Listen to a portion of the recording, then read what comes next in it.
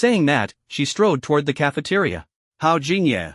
The two entered the cafeteria, where Jiang Yu and Li Xian had also arrived. They came from different directions, looking exhausted and dejected. Seeing Sheng An, Jiang Yu's eyes lit up as she hurried over. Li Xian clenched his teeth and followed angrily. Sheng An asked curiously, "What's wrong? Got scolded again?" Jiang Yu nodded miserably, "Yeah. I forgot most of what I learned yesterday, ruined a few plants, and old Zhou nearly scolded me to death." Sheng An patted her head, comforting her, "Don't worry, next time be more careful. You're the only one who can access the space, you have to master these skills." Jiang Yu sighed helplessly, another day of almost revealing her secret advantage. Li Xian came over, grumbling, "Hurry up and kick those teachers out. They're so annoying. They think I'm dumb, but I've never said their teaching is bad. They're just pure researchers. What do they know about psychics and the apocalypse?" Sheng An calmly glanced behind Li Xian. "Uncle Song, you're here." Li Xian immediately covered his head and cried out, "Grandpa, Grandma, I was wrong. I won't do it again." But there was no one behind him. Li Xian froze, cautiously looked up, and saw Jiang Yu stifling a laugh. He glanced wildly behind him, no one. Li Xian shouted angrily, "Sheng An." Sheng An smacked his head with a palm, smiling. "If you say that again, I'll tell your family and ask if they think you're better than them." "You actually tattled?" Li Xian's eyes widened. "I don't just tattle, I do it repeatedly," Sheng An said with a smile. Li Xian suppressed his anger, holding his head, his teeth grinding. So infuriating. In his mind, Li Xian labeled Sheng An everything from woman to female antagonist to female devil. Sheng An grabbed Jiang Yu and Li Xian. "Let's go eat. You're wasting time. Are you trying to make lunch last longer?" Jiang Yu hurriedly waved her hands. "No, absolutely not. Lunch is too short, there's not even time to rest." She was telling the truth. Lunch was too short, just enough time to eat, no time to relax. Li Xian puffed. "This little bit of time is scarier than senior year in high school. Those teachers even want me to eat in the classroom, disgusting." Jiang Yu nodded. "Yeah, old Zhou said not to do that either. Their break time was already limited, and having it taken away was unacceptable." Sheng An shrugged. "Fine, I'll tell them lunch will be in the cafeteria from now on. Pushing them too hard would cause problems, it was best to leave an escape route." Jiang Yu's eyes brightened as she hugged Sheng An's arm. "Thanks, Sister Sheng." Even Li Xian was a bit moved. This woman wasn't too bad after all. Behind them, Hao Jingye. Had they forgotten who the real culprit was? The four members of Team B were eating together. Their lunch was already prepared. Just as they reached the door, the kitchen staff began serving dishes and tea, placing them on the table. A small name card sat on the table. The food was steaming hot, as if freshly cooked. Jiang Yu's lunch was still lavish. Sheng An and Hao Jingye's meals were prepared according to their tastes. Only in front of Li Xian was a simple bowl of clear soup. Li Xian was stunned. He looked at Jiang Yu's feast, then at his own, and finally glared at Sheng An, gritting his teeth. "What's going on? Explain this to me." Hao Jingye said, "This was arranged by the Academy of Sciences to observe how different diets affect your body." Li Xian muttered in his heart, "They even control what I eat now?" Seeing Li Xian about to lose it, Sheng An casually picked up her chopsticks, eating as she said faintly, 3 months. Li Xian reluctantly swallowed his anger and began eating. It's actually pretty good. Though bland, it was still quite tasty. Li Xian started eating faster. Jiang Yu beside him also ate earnestly. They were so tired and starving. The cafeteria quieted down. Suddenly, footsteps sounded. This was the Special Ops Division's cafeteria, normally only they came here. Except for Sheng An, everyone looked up, puzzled. 7 people walked in. Leading was a young woman shorter than Sheng An, her expression colder, dressed in casual clothes, exquisitely groomed, not like Sheng An's casual tactical jacket. She was delicate and a completely different kind of beauty. 6 others followed her, exuding an imposing aura. Jiang Yu and Li Xian stared at them. Sheng An calmly continued eating, not even glancing their way. Hao Jingye imitated Sheng An and lowered his head to eat seriously. Jiang Yu looked at Hao Jingye questioningly. Hao Jingye silently said, "Show you." Jiang Yu's heart skipped a beat. This is the 34th of 50 segments. Please process the content below according to your logic, keeping the original paragraph structure, line breaks, and overall layout intact. Return only the processed result. She already knew about the Special Operations Department, so upon hearing that, she immediately looked away and ate her meal seriously. She also tugged on Li Xian's sleeve. Li Xian looked puzzled. The group walked over nearby. Zhou Yu stopped in her tracks, and the people behind her stopped as well, clearly obeying her. Zhou Yu scanned the 4 of them and sneered coldly, "Oh, isn't this team leader Shang? Finally got 2 team members, huh?" She deliberately emphasized 2. Then she looked at the 6 people behind her, forming a stark contrast. Their presence clearly overshadowed Sheng An and the others. Zhou Yu was provoking Sheng An. Jiang Yu couldn't help but retort, "Of course there's more than 2. Xiaoyu shot her a cold glance and said lightly, the rest are just ordinary people. Are they even worth anything? Obviously, she knew the situation in Team B well. Besides the 4 of them, Team B also had the Zero Squad led by Qi Lingwu and Song Linwei, all ordinary people, neither reborn nor supernatural beings. Xiaoyu didn't count them at all. Yu Jianyu was furious. Although she had spatial abilities, she wasn't a supernatural being. Having been an ordinary person for a long time in her previous life, she was all too familiar with Xiaoyu's arrogant attitude. Some supernatural beings are just like that, completely disregarding ordinary people, viewing them as a waste of resources, believing only supernatural beings deserve to survive the apocalypse. But this world had no true protagonists. When the apocalypse comes, how many supernatural beings would there be? Anyone could just be one among the ordinary. Jiang Yu was about to lose her temper. Xiaoyu locked eyes with her, and their gazes met. Jiang Yu slowly froze, then surprisingly raised her hand as if to slap herself. Sheng An reached out and grabbed Jiang Yu's hand. Jiang Yu snapped back to reality, her face turning pale as she looked at Xiaoyu in alarm. Sheng An stared at Xiaoyu, expression calm and steady. Jiang Yu is a valuable asset to the country, a talent the nation treasures, the hope for the apocalypse. I will report your use of supernatural powers against her. Xiaoyu's expression darkened. Then she sneered, I was just joking with Ms. Jiang. Sheng An raised an eyebrow. But Jiang Yu seems scared by you? Jiang Yu was stunned. Feeling Sheng An's gaze, she suddenly snapped out of it. Ouch, I almost died just now. My head hurts, my chest hurts, what should I do? Can I still make it to the afternoon class? Jiang Yu wailed. Song Linwei appeared out of nowhere, anxiously saying, I'll contact the medical team right away. Hang in there, Xiao Yu. His expression was as if Jiang Yu's life was hanging by a thread. Ouch, it hurts so much. Jiang Yu screamed loudly. Obviously, she was determined to fake being sick today. Sheng An couldn't help but smile. Xiaoyu's face grew colder and colder. She stared at Sheng An fiercely, squeezing the words out of her throat. Sheng An, you're still so protective, truly annoying. Leaning back in her chair, resting her hands behind her head, Sheng An smiled and narrowed her phoenix-shaped eyes. I think I'm quite likable, gentle and kind. Everyone likes me. If you don't think so, maybe that's your problem. She looked at Hao Jingye and the others, right? Hao Jingye nodded firmly, yes. Song Linwei agreed, yes. Even Jiang Yu nodded amidst her groans, yes. Only Li Xin. This woman, gentle and kind? Likeable? Li Xin almost misheard. But Hao Jingye and Song Linwei were looking at him, and Li Xin knew now was the time for unity. Gritting his teeth, he forced out the words, yes. Sheng An shrugged. See? That's your problem. Behind Xiaoyu, a tall, burly man frowned, about to speak. Xiaoyu raised a hand, and the man immediately shut up. Clearly, no one in Team A could rival her influence. Her puppet's supernatural power was indeed formidable. Xiaoyu took a deep breath and stopped arguing with Sheng An. She had never won against Sheng An since childhood. Recalling the past, her expression grew even colder. Sheng An, winning with words doesn't mean anything. I awaken my supernatural powers, you haven't. This time, I win. The arrogance of a supernatural being was fully revealed. Hao Jingye frowned, just because you're a supernatural being doesn't mean you're great. When the apocalypse comes, Sister Shang might awaken too. Xiaoyu sneered, you've come into contact with so many heretics.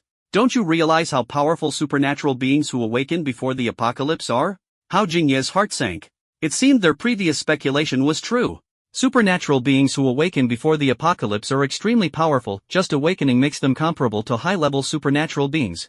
The apocalypse had not yet arrived, but calculations showed. Those who awaken during the apocalypse aren't as strong as those who awaken now. The reason was unknown, but it was mostly true. Still, Hao Jingye had a strange feeling Sheng An wouldn't lose. She hadn't awakened her powers yet and wasn't even sure if she could. He didn't say it aloud but silently believed Sheng An wouldn't be inferior. Sheng An finished eating, put down her chopsticks, and wasn't angered at all by Xiaoyu's words. She lightly wiped her mouth, stood up calmly, and said, whether you win or not isn't important now. First, think about how you'll report to the higher-ups. No matter the reason, Xiaoyu used her powers to harm Jiangyu, and the higher-ups wouldn't approve. Xiaoyu clenched her fists. Sheng An glanced over everyone and raised an eyebrow. Finished eating? Yes. The others quickly put down their chopsticks. Then let's go.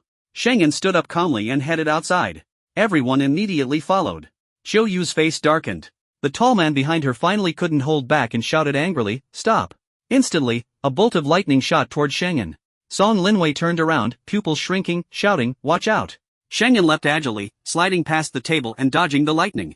The lightning struck the ground, instantly blasting a smoking crater, shocking everyone. If it had hit Sheng An, it would have definitely caused serious injury. Everyone was stunned. A lightning supernatural being. At that moment, Sheng An flipped over the table and slid to the other side. She planted both hands on the table, hooked her foot around the man's neck, and flipped him hard. The man crashed to the ground, face twisted in pain. Sheng An didn't stop, increasing her grip. With a snap, the man's arm was broken. Don't use your powers recklessly if you don't know how. Sheng An's voice was calm. The man screamed in pain, his hand twisted. The other intact hand held a crackling lightning ball, sparking and sizzling. Sheng An stomped on him with one foot and grabbed his throat with one hand, her cold gaze piercing. Either kill me with your lightning now, or I'll crush you first. Her grip was heavy, and the fingers choking his neck posed a deadly threat. The man was scared stiff, his cries of pain suddenly stopped. This is content segment 35/50. Please process the following according to your logic while preserving the original paragraph structure, line breaks, and overall layout. Return only the processed result. Sheng An sneered coldly as she glanced at his other hand. If this hand can't use abilities either, I wouldn't mind breaking that one too. The lightning in the man's hand vanished instantly. His face turned pale, eyes filled with terror. Someone behind Xiao Yu shouted urgently, "Let go of Lu Mingwei." Everyone in Group A stared fixedly at Sheng An, their expressions darkening. Jiang Yu refused to back down, glaring angrily at her opponent. Song Linwei's face was full of rage. Li Xian transformed into a metallic form, eyes wary. Both sides formed a tense standoff. Hao Jingye angrily said, "Team leader Qiu, your subordinate violated the rules by using lightning abilities against Captain Shang. The cafeteria surveillance caught it all. Are you trying to eliminate dissenters?" Opposite him, Gung Liqian retorted, "She heard Lu Mingwei too." Song Linwei took a deep breath and said slowly, "I've read the Special Affairs Department rules. The first rule forbids attacking others without permission. Team leader Qiu, your subordinate has already broken the rule." Xiao Yu's face darkened. Sheng An still had Lu Mingwei by the neck, looking down at him, as if telling everyone, "Ability users aren't invincible. I haven't even drawn my gun yet. You all made the first move. Let's see who's trying to take whose life first." After saying that, Sheng An suddenly threw him off. Lu Mingwei's hand was broken, he collapsed in pain, unable to get up. Sheng An stood straight, coldly scanning everyone in Group A, finally locking eyes with Xiao Yu. "Team leader Qiu, I guess this calls for a written self-criticism. Twice you've made a move, reflect on that." With that, she turned and walked away with style. Jiang Yu shot them a fierce glare and followed Sheng An. They left under the angry stares of Group A. On the ground, Lu Mingwei was helped up, sweating profusely, face pale. "Team leader Qiu, she actually broke my hand, she." Smack! Xiao Yu slapped him hard. Lu Mingwei was stunned. Xiao Yu's eyes were fierce, staring him down. "If you dare lay a hand on her again, I'll kill you." Lu Mingwei was terrified. Everyone knew how ruthless Xiao Yu was and feared her. She was an ability user who could strip someone of their soul. Outside the cafeteria, Song Linwei frowned. Group A's people are way too arrogant. Hao Jingye said, "That's just how Xiao Yu is, and naturally her subordinates are the same." "Now you understand why the higher-ups back Sheng An more?" Song Linwei nodded. Jiang Yu's eyes sparkled. "But Shang Jia was really impressive just now." Li Xian nodded, then complained, "Why didn't you let me go? These people are way out of line, I wanted to beat them up." Jiang Yu rolled her eyes. "Are you stupid? How many of them are there, and how many of us?" Group A had at least 5 ability users. They only had one Li Xian, and he was still underage. How could they fight? Plus, Lu Mingwei's lightning abilities were especially tricky. Jiang Yu sighed. Sheng An sighed too. Jiang Yu asked, "Shang Jia, are you worried too?" Sheng An glanced at them and said calmly, "No. I'm wondering why are Qiu Yu's subordinates so obedient, while you're all so rebellious?" Everyone was speechless. Hao Jingye, a workaholic, pulled out a tablet to check. "I want to see Group A's current situation." Sheng An nodded. "Go over there." They quickly headed toward the outdoor training ground. The training ground was large and open, with a flagpole in the center. They sat on the steps beneath the flag. Someone brought over sodas. Sheng An casually tossed out a can. Normally, this would call for drinking alcohol, but drinking during the day messes things up. "Let's settle for soda." Jiang Yu was surprised. "Shang Jia, you even know soda is called Fatty's Happy Water?" Li Xian was also surprised. Sheng An opened the can with a resigned smile. "Thanks, but I'm 25, not 250. The two awkwardly scratched their noses. Being around Sheng An, they always forgot her age. After all, she was so reliable and serious, it was hard to associate her with internet slang. Song Linwei chuckled. Having just been through a storm, he understood Sheng An wasn't just gathering them to analyze Group A, but also to strengthen team cohesion. Drinking soda while discussing serious matters felt a bit odd. Song Linwei shook his head with a smile and took a sip. Hao Jingye got down to business. Group A has 7 members, originally 5, Xiao Yu, her assistant Gu Chang, the reborn Wu Ji, fire ability user Gung Liqian, and water ability user Huang Weiyang. 2 new additions are lightning user Lu Mingwei and earth user Yang Chuan. Xiao Yu values them highly. Lu Mingwei stands out, And Yang Chuan is no pushover, he's the reborn who posted online. A few days ago, 2 ability users were identified, one a precise prophet, the other the Iron Man. The latter is Li Xin, the former is Yang Chuan. Sheng An was silent, deep in thought. Jiang Yu inhaled sharply. An Earth ability user too. Sheng An raised an eyebrow. Earth abilities, if your space ability can bring people in, that'd be a good match. Jiang Yu awkwardly averted his gaze. Space can't bring people in. Sheng An said nothing, then added, true, your best match would be a plant ability user. Li Xin straightened up, serious. How can you all stay so calm? Group A's got so many powerful ones, metal, wood, water, fire, earth and strong lightning and puppet abilities. Getting anxious won't help, Sheng An said calmly. Li Xin clenched his teeth, looking miserable. He was the classic case of a worried subordinate while the leader stayed calm. Sheng An wasn't worried, but he was dying inside. Song Linwei sighed. No point in stressing. We need to hunt down the heretics quickly. There are so many in the capital, we should expand the search to other provinces. Seeing their concern, Sheng An smiled. Don't worry too much. Our team's not that bad, some members haven't returned yet. Jiang Yu's eyes lit up, voice rising. Right, there's still Li Wanyun. She's a space ability user. And a reborn one at that, starting with 5 billion yuan, definitely a heroine standard. Li Xin stroked his chin. Is she also the chosen one? He sighed, although our team is small, none of us seem ordinary. Sheng An tapped Li Xion's forehead, helpless. Don't take the chosen one's child talk too seriously. Group A has reborns and ability users too. Lightning abilities don't sound weak to you? Li Xion was speechless. Sheng An continued, the members I'm talking about aren't just Li Wanyun, but also Team Zero. She glanced at Jiang Yu and Li Xion and shrugged helplessly. If you underestimate Team Zero, don't blame me when you get hurt. Jiang Yu looked somewhat expectant. Li Xion was unconcerned, thinking, what's so special about ordinary people? How could they compare to us, the chosen superpowered ones? Jiang Yu worried, we in Group A are both searching for people. What if they really are stronger than us? Sister Shang, aren't you worried? Sheng An sipped her soda calmly, no. I don't think you're any weaker than them. Your abilities are beyond imagination. Even if Group A is strong, it doesn't matter.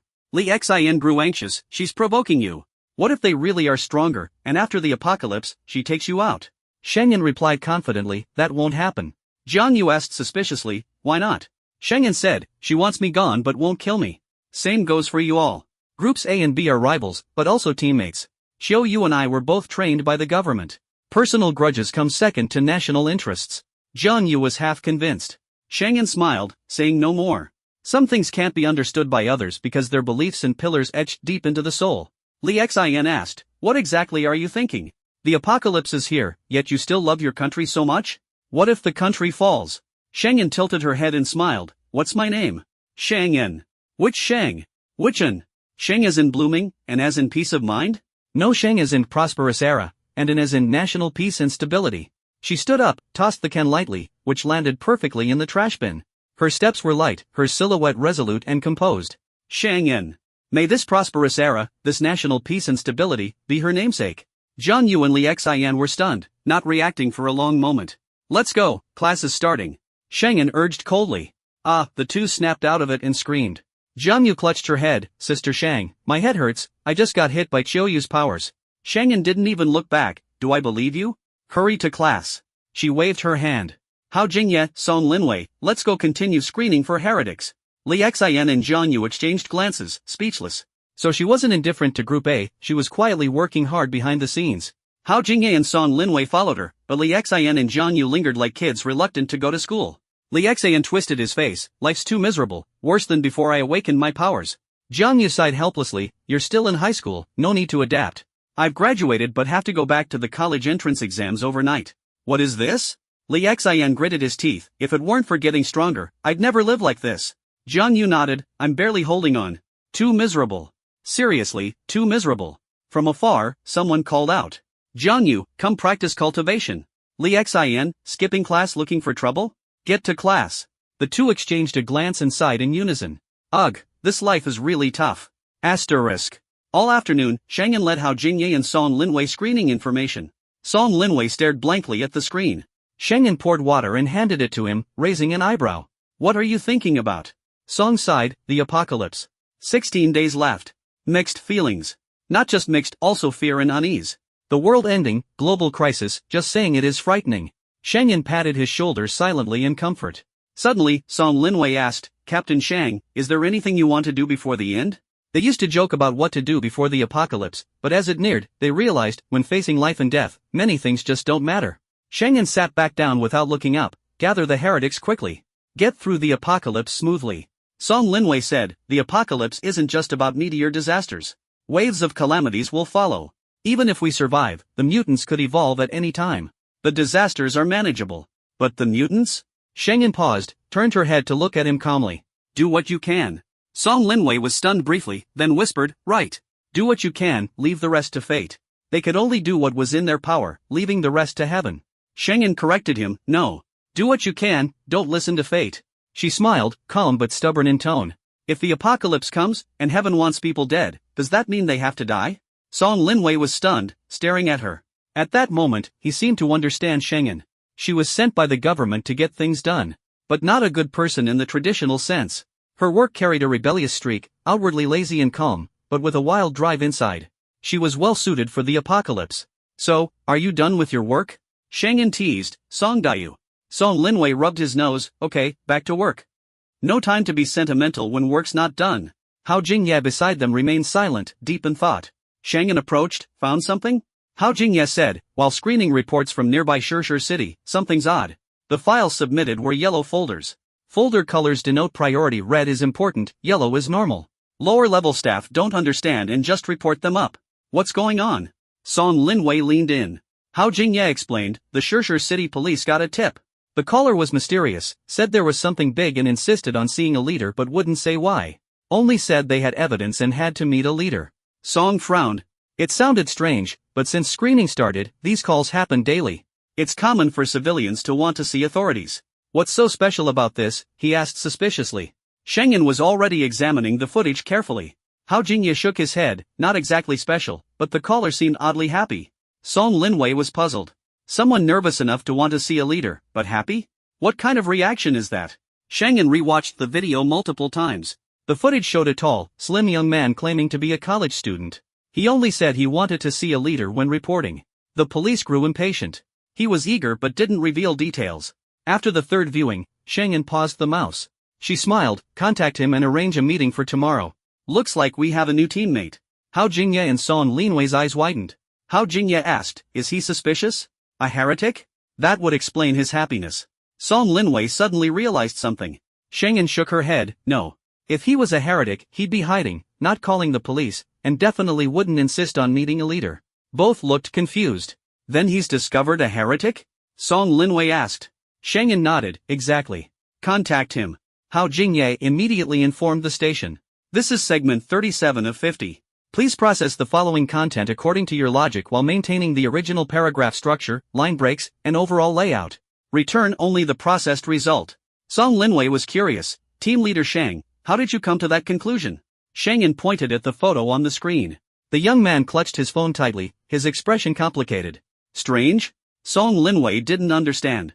Sheng An smiled and pointed at the screen. In the video, he shows fear, nervousness, and anxiety, that's clear. But Hao Jingye said he was happy. Actually, it's more like excited. Song Linwei was stunned. He found a heretic, so he's nervous, scared, but also excited, eager to get involved.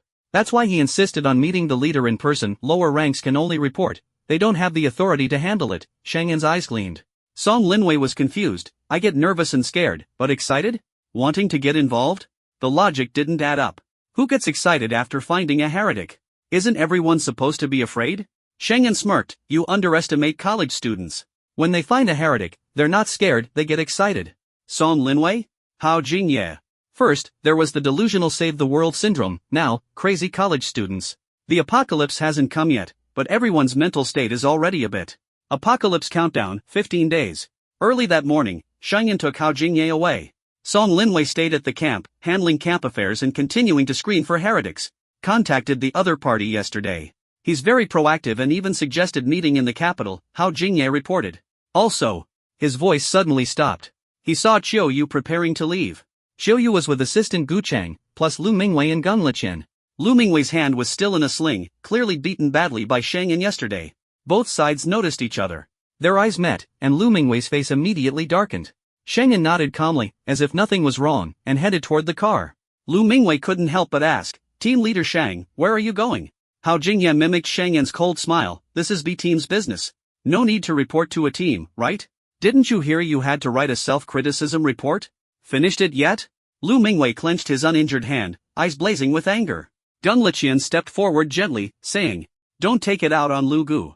He has a quick temper but actually cares about you all. Heretics are hard to subdue, Qiu Yu's abilities are special. If team leader Sheng needs help, he should accept it." Politely spoken, but really a jab at Sheng An's inadequacy compared to Qiu Yu. Hao Jingye sneered coldly, "No need for your concern. Team leader Sheng has never failed. Team leader Qiu should know that." Never failed, huh? But progress hasn't been smooth, right? Gu Chen glanced at Hao Jingye, then looked away. B team's strength is weak. Better to merge teams. Qiu Yu's abilities are more practical and better for managing the special affairs department. The assistants exchanged subtle barbs, surface calm, but undercurrents of rivalry. Hao Jingye smiled sarcastically. "You say our team is weak? Since when is team strength measured by the number of power users?" Lu Mingwei suddenly laughed aloud, looking up with disdain. "I was wrong to act on my own." Hao Jingye was stunned. Someone like Lu Mingwei apologizing? And with a face full of contempt? Lu Mingwei continued, "Since this is the special affairs department and most are power users, they should spar with each other. I reported to the higher-ups last night, Oldly said if both parties agree, sparring is allowed." His words were clear, tone provocative. Hao Jingye felt a chill. Sparring. Their team has no advantage. Except for Li Xian, no combat-capable power users. Li Wanyun's combat strength was unknown since her return. A team has more power users. Sheng An smiled slightly and walked quickly toward Lu Mingwei. His strong presence instantly brought a sense of pressure. Lu Mingwei instinctively stepped back, lowering his head, eyes wary and fearful. Sheng An tilted his head innocently. "Why are you dodging? I'm just getting in the car." Saying that, he pressed the key, and the car nearby started. Lu Mingwei. His heart tightened. Sheng An did it on purpose. But Lu Mingwei was scared back, losing face. Regret and frustration surged. Hao Jingye walked over with a smile and opened the car's passenger door, looking triumphant. Lu Mingwei ground his teeth. "Wait. Team leader Sheng, what about the sparring? When are we sparring?" Sheng An stood by the car, watching him. Lu Mingwei sneered. "What, afraid? Your team has only one combat power user. Team leader Sheng scared?" After yesterday's setback, he hadn't learned his lesson, only fueled his hatred. The recent defeat only made him want to regain face more. Hao Jingye curled his lips. Clearly, this was a provocation. But the higher-ups agreed to occasional sparring. Refusing would look bad. If they keep refusing, won't it seem like they're afraid? But how could they beat a team? Hao Jingye was lost in thought when Sheng An looked at the approaching Lu Mingwei. Lu Mingwei was taunting, standing very close. Sheng An curiously asked, "How's the injury?" Lu Mingwei froze, face dark. "Fine. Power users have strong bodies. This little injury, ah."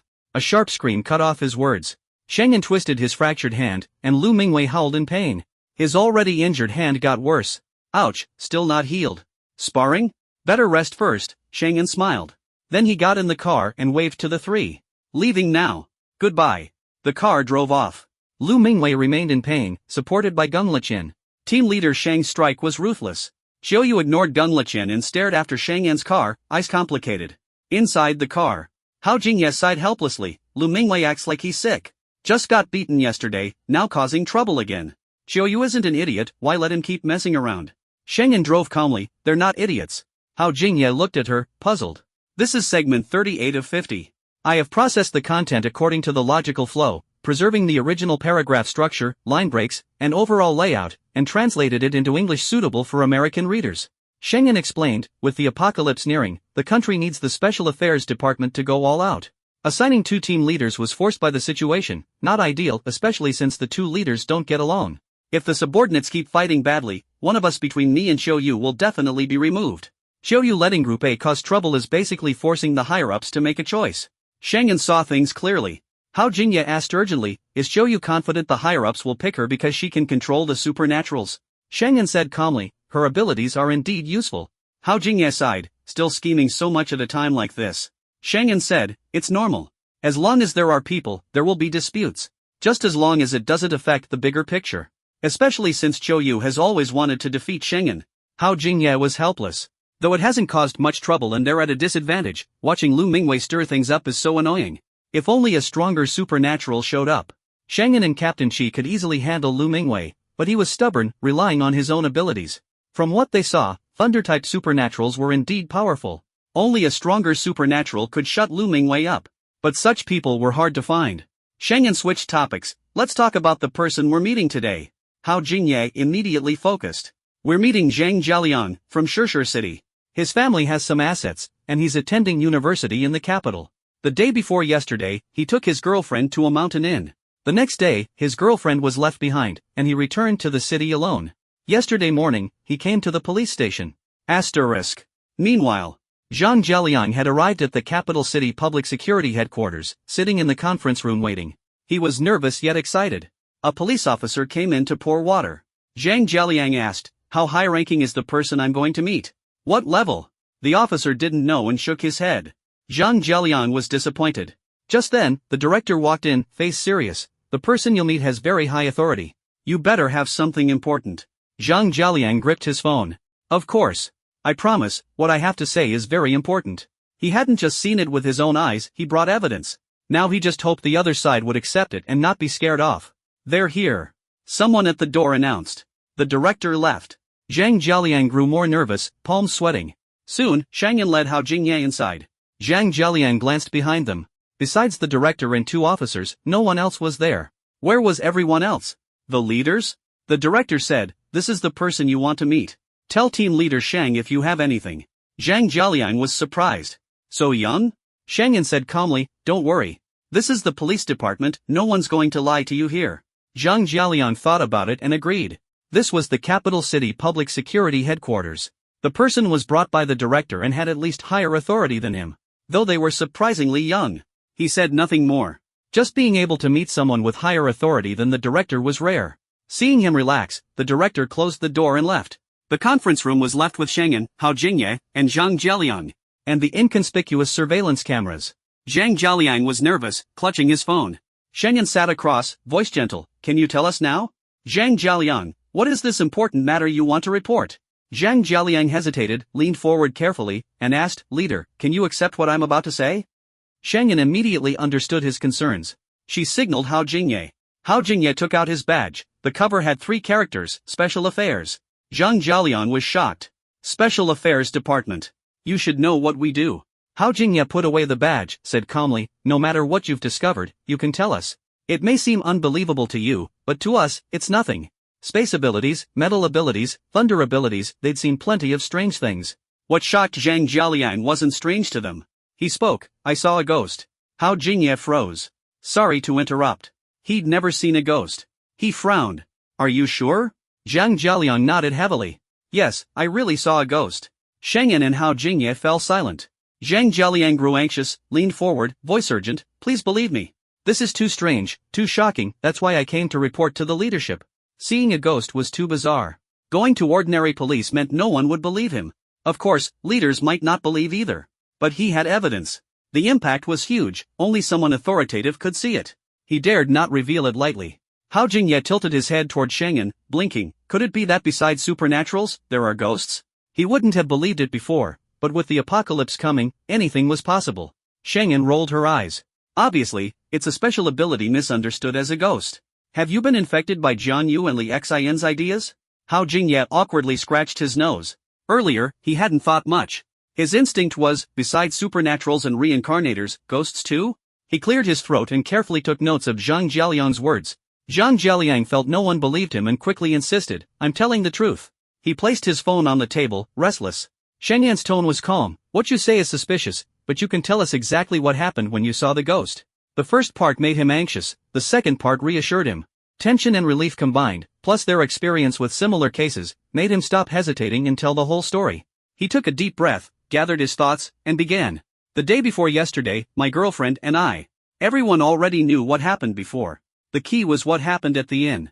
The inn was on a mountain, close to nature. A row of small cabins scattered about, with wooden walkways beneath which was dense forest. Below the mountain was a thicket, almost no one around. I had no time to enjoy the view. My girlfriend went to shower, and I was bored, so I took my new phone to take pictures. I was shooting the distant scenery from the walkway, zooming in, then I saw the ghost." His voice was both terrified and excited, emotions mixed. Sheng An and Hao Jingye didn't interrupt. Zhang Jialiang swallowed and continued, "The phone has a high pixel count. I saw with my own eyes a person, no, a ghost came out of the thicket." "What did it look like?" Sheng An asked. "Unclear." Sheng An raised an eyebrow. "Then how do you know it was a ghost?" "I saw it with my own eyes." It just came out of the thicket, and the next second it vanished without a trace. Hao Jingye frowned. Could it have just hidden? No. Zhang Jialiang shook his head. Disappearing isn't the scary part. It's that it instantly appeared hundreds of meters away. Are you sure? This is confirmed. He nodded vigorously. Sheng An reached out calmly and said, show me the photos or videos. Ha? Zhang Jialiang was surprised. How did you know? You were clutching your phone tightly, not doubting what you saw. Isn't that obvious? Sheng An said matter-of-factly. Zhang Jialiang hesitated for a moment, then quickly unlocked his phone and handed it over. Sheng An glanced at the screen, frowned, and passed it to Hao Jingye. Hao Jingye connected the phone to the computer, zoomed in on the photos, and exhaled deeply. Zhang Jialiang continued, even without the photos, I would have doubted myself, but the pictures are solid proof I really saw a ghost. After the ghost disappeared, his eyes widened, and he hurriedly took a series of photos. There were several shots within just 2 seconds, each showing a blurry figure. Hao Jingye processed the photos. Sheng An asked gently, any other information? Did that person come out from the woods? Where did he go? Zhang Jialiang shook his head. Then he recalled something and added, I just happened to catch it on camera. I don't know him, but judging by the body shape, he's chubby, wearing a hat. It was dark, so I couldn't see which way he was heading. Sheng An nodded and asked a few more questions. Zhang Jialiang answered them one by one. At that moment, Hao Jingye's expression turned serious. Sister Shang, the photo processing is done, and I've got a 3D map of the shooting location. Take a look. He pushed the computer toward Sheng An. The enhanced photos were much clearer. After reviewing them, Sheng An nodded slowly. The expert we've been hoping for might have just appeared. The original photos were blurry, with the figure far away and unclear. Now, they were much sharper. For photos captured within 2 seconds all showed the same man. You could only make out his silhouette, not his face, but the clothes and hat were identical. When pieced together and compared to the real map, this man covered 800 meters in just 2 seconds. In the 2 consecutive shots, he was standing under a tree in the first, but 200 meters away from that tree in the second. No normal person can run 800 meters in 2 seconds, the world record for 100 meters is 9.58 seconds. This speed was several times faster. Hao Jingye's voice was low, these photos are unedited originals, the scenes are real. Sheng An nodded and looked back at Zhang Jialiang. Zhang Jialiang looked at her expectantly.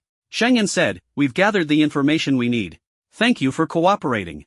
Someone will escort you back, and there will be a reward. Zhang Jialiang was stunned, eyes wide. That's it? Yes. Sheng An smiled. If you remember anything else, feel free to contact us. Disappointment was written all over Zhang Jialiang's face. He stood there holding his phone, clearly reluctant to leave. Anything else? Sheng An asked. Zhang Jialiang clenched his teeth and sat up straight. I was the first to notice something strange, and I went out of my way to tell you. You can't just brush me off like this. So what do you want? I want to know if he really is a ghost. Has the government already uncovered a lot about the supernatural? Is this a ghost, or some spirit from before the founding of the country? Too many questions. Hao Jingye frowned, about to speak, but Sheng An raised a hand to stop him, staring at Zhang Jialiang as she said, he's not a ghost, but there are some supernatural aspects involved. We can't say more for now. We also hope you keep this confidential. Zhang Jialiang slumped his shoulders, clearly displeased. Hao Jingye looked puzzled. You're just an ordinary person. Why are you so curious about these strange things? Aren't you worried about trouble?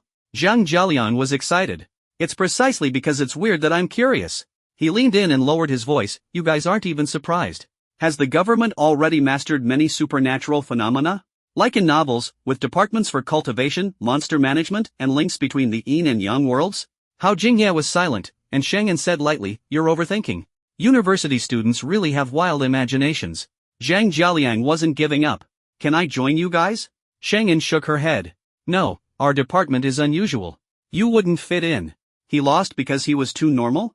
Zhang Jialiang said seriously, I'm not normal either, I get angry easily, sleep poorly, and my mental state is bad. Sheng An smiled. That kind of case is suited for the Third Institute, not us. The Third Institute, basically a psychiatric hospital.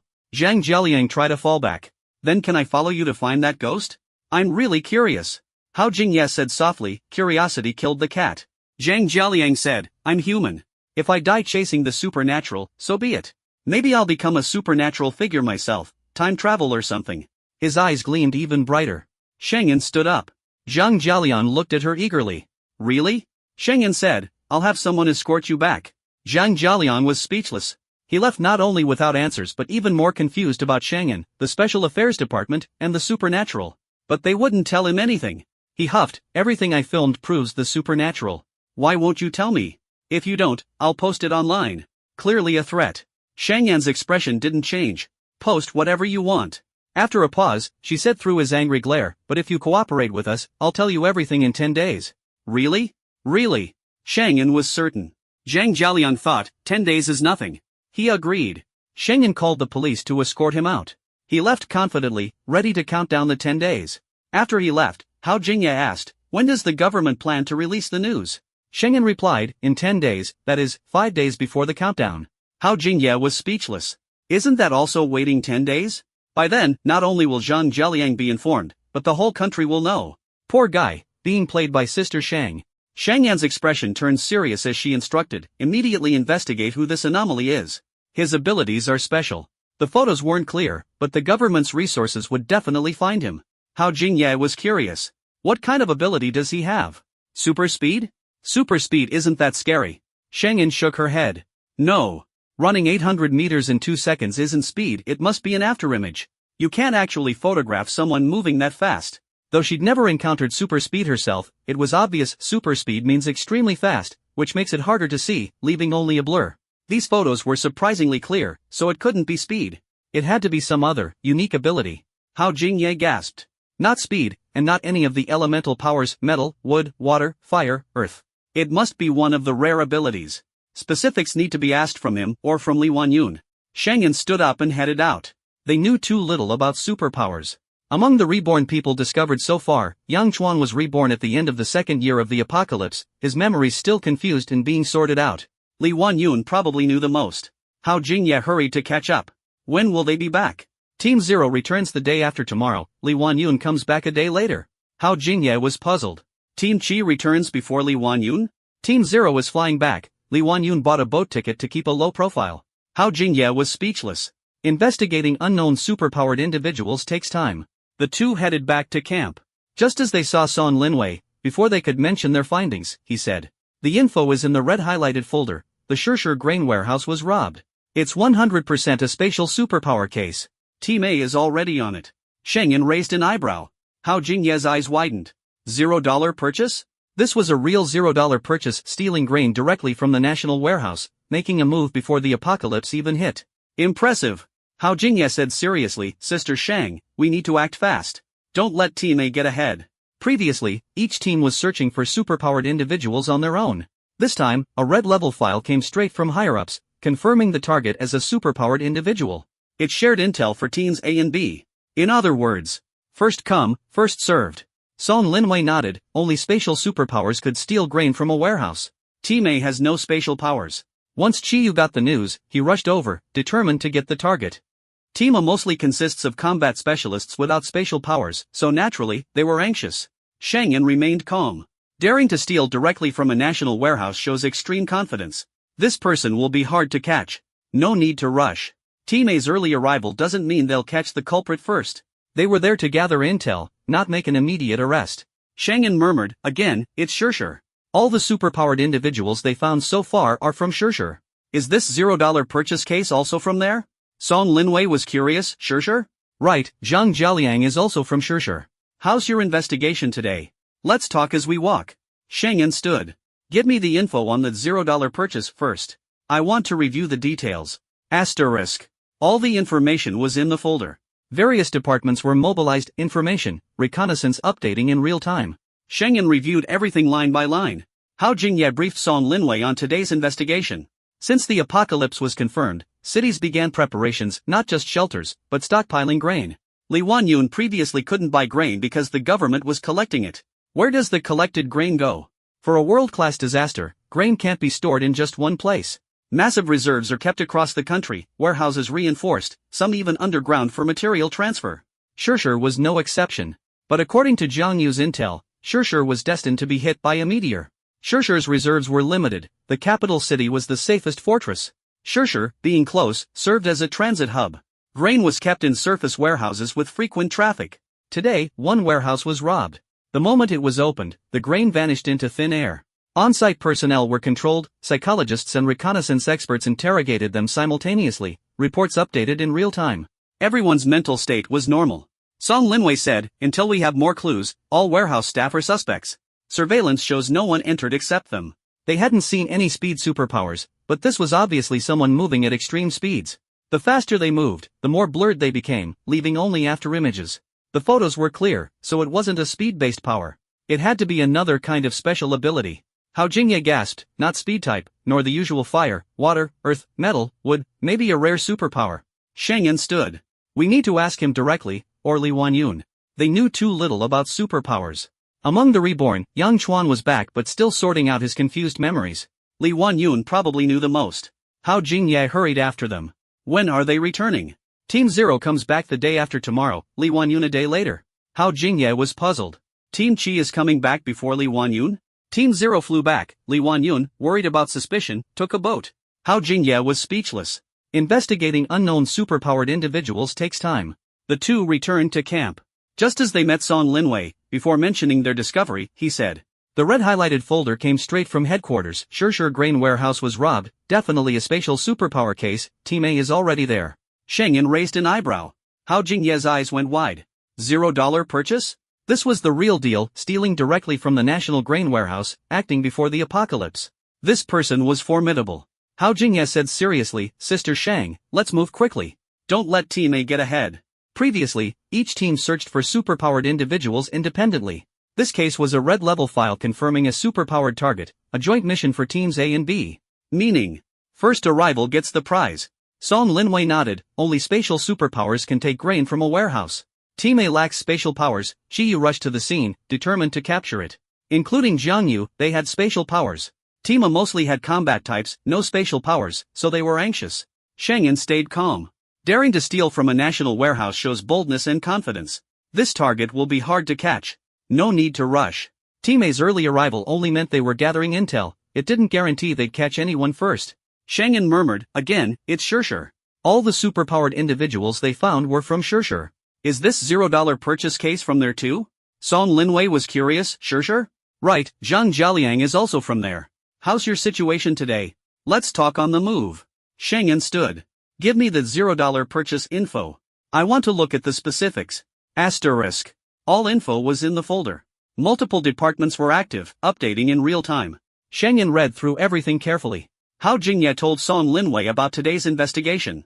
Since the apocalypse was confirmed, cities prepared not just shelters but grain stockpiles. Li Wanyun couldn't buy grain before because the government was collecting it. Where was the collected grain stored? For a global-scale disaster, grain can't be centralized. Huge reserves were stored nationwide, warehouses reinforced, some underground for transfer. Sure was included. According to Jiang Yu, Sure would be hit by a meteor. Sure's reserves were limited, the capital city was the safest stronghold. Sure, being nearby, acted as a transit point. Grain was stored in surface warehouses with frequent access. Today, a grain warehouse was robbed. When the warehouse opened, the grain vanished instantly. On-site staff were controlled, psychologists and reconnaissance specialists interrogated them. Reports updated in real time. All were psychologically normal. This is segment 41/50. Please process the following content according to your logic, maintaining the original paragraph structure, line breaks, and overall layout. Return only the processed result. Song Linwei said, no more clues. All warehouse staff are suspects. The surveillance shows only they entered the warehouse. The footage clearly showed. While moving the grain, half the stored grain suddenly vanished, and the staff shouted in alarm. There were multiple cameras, including nearby ones. The report said no one approached in the last 3 days, older footage is still under review. Only staff footprints were found at the scene. The spatial ability user is very likely hiding among the staff. Hao Jingye took a deep breath, so that's why team leader Qiu rushed to the scene. She's looking for staff members, looking for the heretic.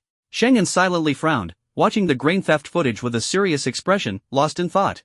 Hao Jingye asked with doubt, Sister Shang, aren't we going to the scene? Qiu already went.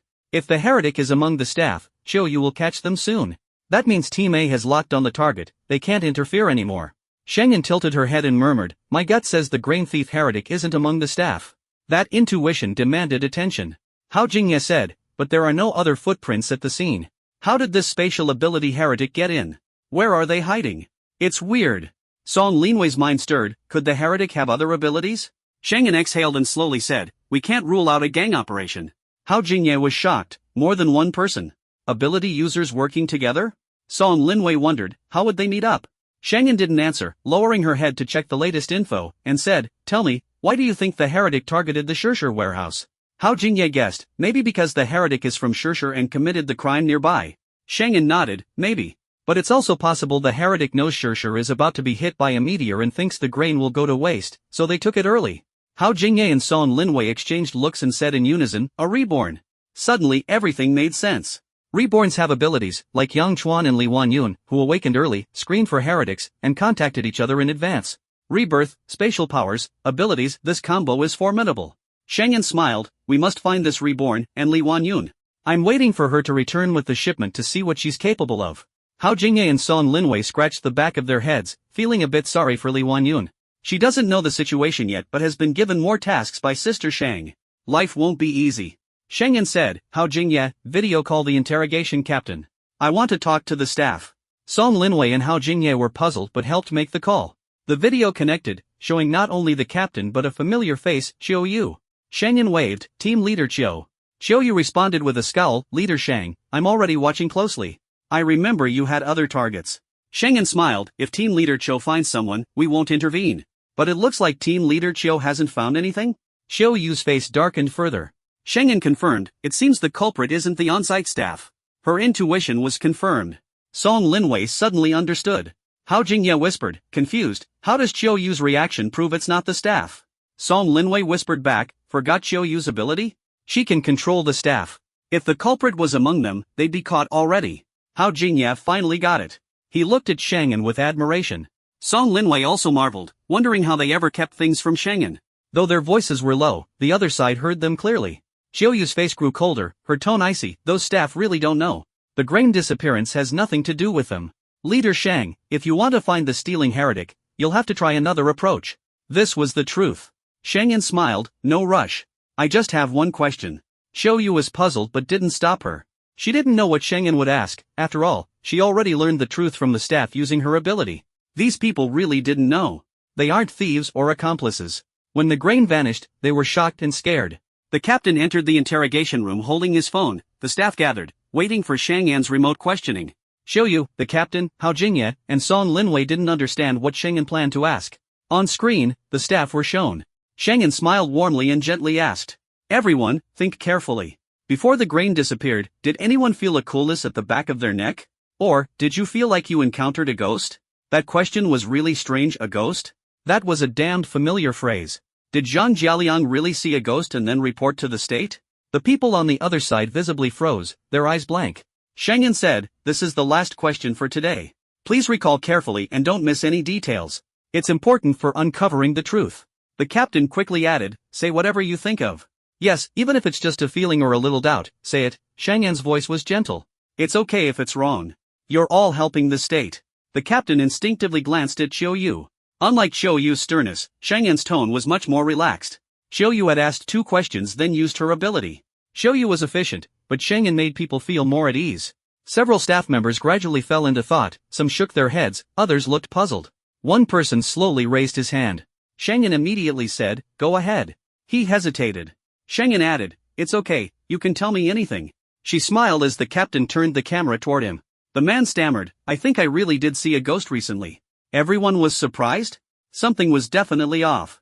Hao Jingye and Song Linwei sat up straight. On the other side, Chiu Yu and the captain also became serious. The man continued, yesterday after work, I felt something bump into me, but when I turned around, nothing was there. I thought I was just tired and unfocused. My mom said I saw a ghost and even burned a talisman for me. Chiu Yu frowned. This had nothing to do with today's theft and wasn't mentioned during questioning. Her feelings were complicated but she didn't interrupt Sheng An. Today in the warehouse, I felt a breeze behind me? He paused, fearing misunderstanding, then quickly added, I was standing with my back to the door, maybe it was just the wind from outside. Standing by the door with his back to it, feeling a breeze made sense. Sheng An smiled and nodded, okay, I understand. Thank you for cooperating. The man looked confused and puzzled. This is segment 42 of 50. Please process the following content according to your logic. Maintain the original paragraph structure, line breaks, and overall layout. Return only the processed result.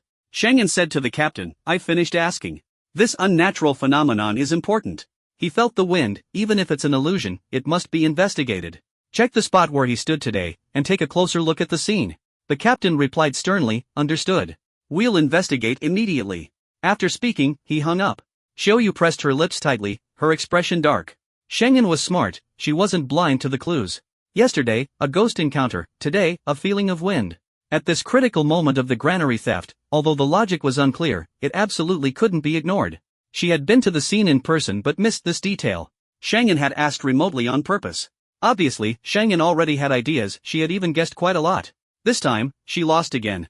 Xiaoyu clenched her fists. The person hadn't been found yet. She didn't believe they couldn't catch the thief without relying on supernatural abilities. She couldn't lose to Sheng An again. Meanwhile, after the call ended, Sheng An leaned back in her chair, rocking leisurely, hands behind her head, and said, "Let's wait for the results.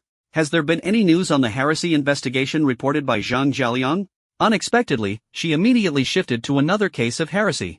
Hao Jingye was momentarily stunned, quickly checking the information received. Departments had already started investigations on their way back. He organized the real-time intelligence. Song Linwei was still puzzled. "Sister Shang, why suddenly ask about ghost encounters? How can we be sure someone really encountered a ghost? Who would suddenly think of a ghost encounter?" Sheng An rubbed her chin and said, "I'm not sure, so I asked. Someone really encountered a ghost, that's my speculative evidence. Of course, we still need to continue investigating. I'll update you all later." She looked at Hao Jingye. Hao Jingye printed out the materials and handed them over. "Same as before, we've checked guesthouse surveillance and cameras on nearby roads, currently comparing and screening. Spy satellite monitoring is also being retrieved." Sheng An nodded and picked up the photo Zhang Jialiang took, examining it carefully. The photo only showed a person wearing a hat and black clothes. For photos placed together obviously showed the same person. The photos had timestamps and locations. As long as they checked surrounding surveillance and satellite images, they could quickly identify the person. This was the power of the state apparatus. A terrifying force that left nothing hidden. Beep. A notification sounded, the folder updated. Hao Jingye immediately opened it. Based on the ghost encounter staff's standing position check, an additional footprint-like mark was found. Strangely, there was only one print in the warehouse, which caused them to miss it during their first inspection. If they hadn't pinpointed the staff's location and inspected carefully, it would have been difficult to discover this faint print. Both of them gasped sharply. They printed the photos out. Sheng An smiled, eyes sparkling. "This guy really knows what he's doing, he knows how not to leave footprints, much more cautious than the heretics we've encountered before." Jiang Yu was ordering takeout at home, Li Wanyun was busy raising money to build a bunker, and Li Xian was even more obvious. If they didn't catch him, he'd come out himself. Among the heretics discovered so far, the one stealing from the granary was the most cautious. Of course, even more cautious ones had yet to be found. Though cautious, he was also reckless enough. With only 15 days left until the apocalypse, he'd already started milking the state's resources. Hao Jingye asked urgently, "Sister Shang, what do we do next?" Song Linwei answered, "This information is public. Captain Xiu's team also has it. They'll screen it immediately, and we need to act too." Sheng An flicked the photo with the faint footprint and said calmly, "Push it. Use the spy satellites to lock onto the heretic Zhang Jialiang photographed as soon as possible." Hao Jingye urged, "Sister, focus on the priority. That strong one can wait, there might be more than one heretic stealing from the granary. We should prioritize this." Song Linwei agreed, "Right, we can't let Captain Xiu find the crucial information first, or that heretic would become theirs." On one side was a powerful supernatural user, on the other, a small gang. Obviously, the latter was more important. They had to compete with Xiaoyu's team to lock onto the target first. But Sheng An shook her head, placing the two photos side by side, one taken by Zhang Jialiang of the ghost, and the other showing the faint footprint in the warehouse. She smiled, "We've already found them. Who said they don't overlap? This little ghost is exactly the key figure in the theft." The two were stunned, surprised that the two heretics they were tracking were actually the same person. The ghost Zhang Jialiang photographed was also involved in the theft. Their expressions changed repeatedly, contemplating the underlying logic, eyes widening with understanding and frustration at not connecting the dots sooner. Sheng An tapped the photos lightly, her tone relaxed. "They're all in Shishir City. I had long wondered if these two cases could be linked. That person uses supernatural abilities in the wilderness, definitely training in a place without people. The training must have a purpose, like stealing grain. His supernatural ability has obvious characteristics, instantaneous movement but limited range, requiring landing points at intervals." Hao Jingye slammed the table and added, "Like speed powers, fast enough that cameras can't clearly capture him. He uses his abilities continuously with almost no gaps, making it hard for regular cameras to catch him." Song Linwei was puzzled, "Then what about the ghost encounter?" Sheng An smiled, "The two supernatural events are connected, but using spatial abilities to collect grain requires intervals, which lengthens the time, so cameras can catch it." She rested her chin on her hand, playing with the photos, eyes full of interest. The little ghost must have dead spots that block cameras and must know the warehouse layout. Installing micro-cameras to monitor the warehouse, knowing the camera positions and blind spots, is essential. The staff's ghost encounter last night was the little ghost installing a camera on him. The feeling of wind today was the little ghost removing the surveillance. Hao Jingye suddenly understood and hurriedly pulled up the surveillance footage, pausing it at the moment the grain disappeared. Song Linwei also watched, pointing to the spot beside the staff member, gasping. Right here. The piled grain and the staff's movements created a blind spot that the camera couldn't capture. Hao Jingye nodded with a complex expression. It was only for a moment because that person moved, and the grain disappeared immediately after. That time was enough. The spatial ability user collected the grain and immediately removed the camera and left with someone. Sheng An pointed at the screen, chin raised, make sure to handle this time point and angle. Hao Jingye hurriedly issued orders. Song Linwei shook his head, a cunning scheme, quite impressive. Sheng An praised.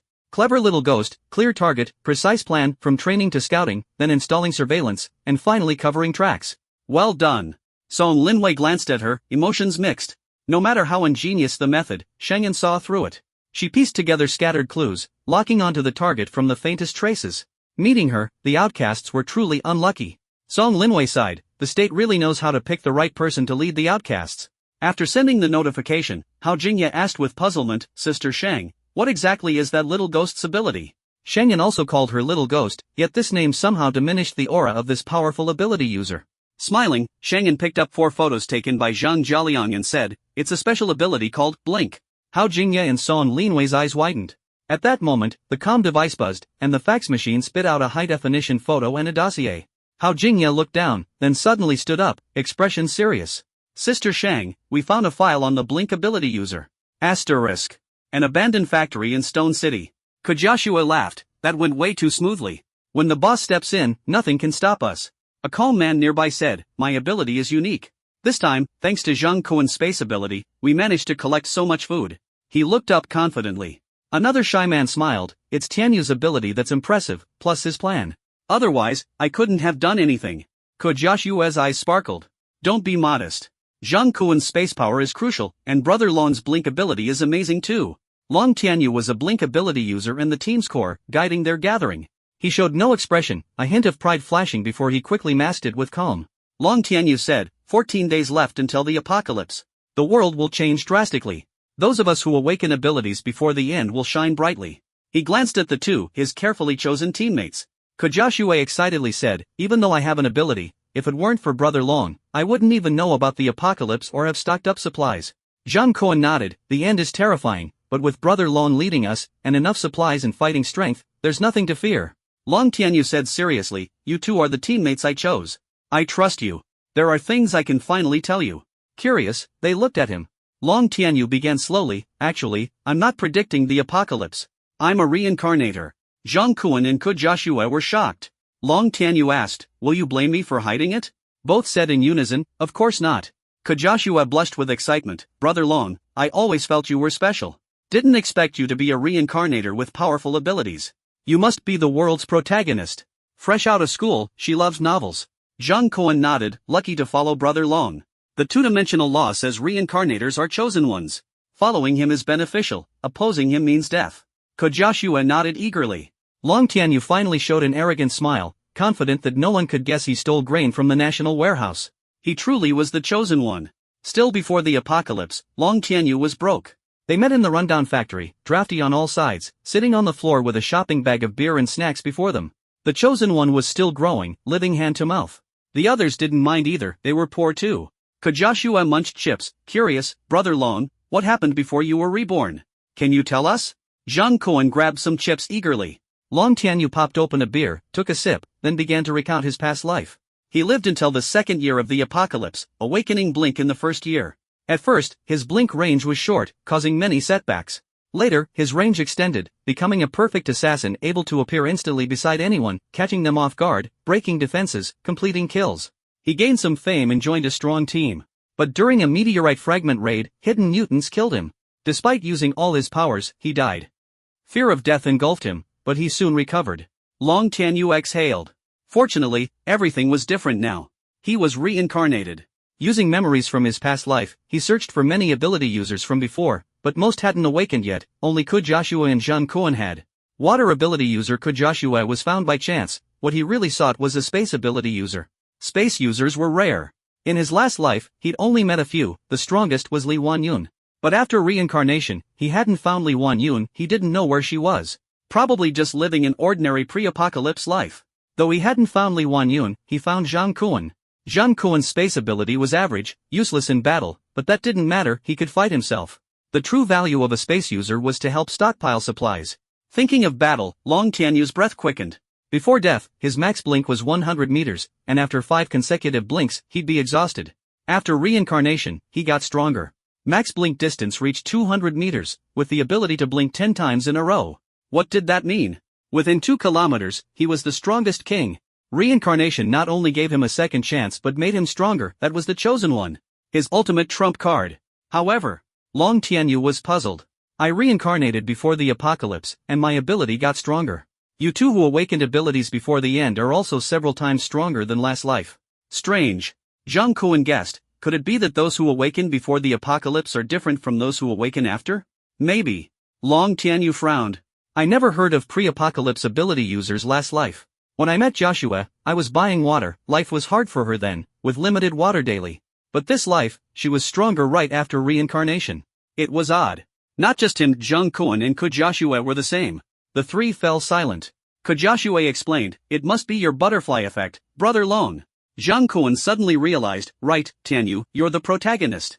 We're on the protagonist's team, so we got stronger. He smiled shyly. Brother Long, I'll always follow you. Never betray you. Just kidding, the one who betrays the protagonist is always the villain, and villains are doomed to fail. Hearing this, Long Tianyu smiled with satisfaction and nodded. Don't worry, we're on the same team. The more people we have in the future, the better. I trust you guys the most. We started preparing before the apocalypse even hit. Thinking about the supplies they'd been hauling, Joshua's eyes lit up as she said excitedly. Knowing the apocalypse in advance, while everyone else is unprepared, we've stocked up supplies early and formed a superpower squad. The end of the world is our chance to shine. Long Tianyu nodded emphatically. Last life, he never had the chance. This time, with supplies stockpiled and a superpower team assembled, and with strong abilities, he was determined to be the king of the apocalypse. Joshua suggested, let's give the team a name. Without hesitation, Long Tianyu said, Phantom Superpower Squad. Phantom, Zhang Kuan whispered, coming and going without a trace, like phantoms, you can't catch us. Joshua smiled, then Big Brother Long is the Phantom King. So badass. Phantom King. Long Tianyu laughed. Phantom King fits me perfectly. This time, I'll make sure this name is known far and wide. He raised his can, eyes shining, let's celebrate the success of our first mission and the founding of the Phantom Superpower Squad. Cheers! Joshua and Zhang Kuan raised their cans too, clashing them hard together. The three of them downed a bottle of beer with gusto. Joshua, feeling the buzz, opened her eyes wide and asked, Big Brother Long, what's next? Long Tianyu was also a bit tipsy, not just from excitement but the alcohol too. Last life, during the apocalypse, he was poor with no alcohol, and had a low tolerance. 2 cans of beer was about his limit. His face flushed, eyes full of pride, he said, of course, we continue stocking supplies. Last time, the entire Shurshur city was lost. Naturally, we have to claim the supplies there. They had no money, so they had to rely on zero-cost acquisitions, basically milking the government system. We've got food, next up, Zhang Kuan winked. Long Tianyu smiled, like I said, follow me and you'll eat well. Next, we stockpile meat. Asterisk. At the Apocalypse Special Ops Camp. Hao Jingye gave a brief introduction of Long Tianyu, that kid with the teleportation power is Long Tianyu. He recounted his entire life, from childhood mistakes, others' opinions of him, his work history. And even his phone contacts, chats, searches, and purchase records. They'd stripped him bare. Sheng An watched calmly. Song Linwei sighed, he was pretty average before, couldn't rise too high or fall too low. Ambitious, but lacking strength. He said, now with teleportation powers, he's making a sharp leap forward. Very practical. Hao Jingye nodded, yeah, Long Tianyu spent a good while surviving the apocalypse. He's changed a lot. He summarized, similar to Li Wanyun. Smart people immediately grasped the key point. Sheng An tapped the table lightly, tone calm. Right. His power is special, useful after the apocalypse, and even before it, he can help others with powers recover memories. Having him work alongside Li Wanyun will be more effective. The two fell silent. The plan was set, now all that was left was to catch them. Just as Hao Jingye was about to ask, a communication came through, and the computer updated files. He opened it, his expression showing, just as expected. What's up?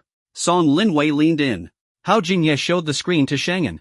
Sister Shang, you guessed right. He used teleportation to get into the warehouse, appearing in a blind spot of the cameras, behind the staff member.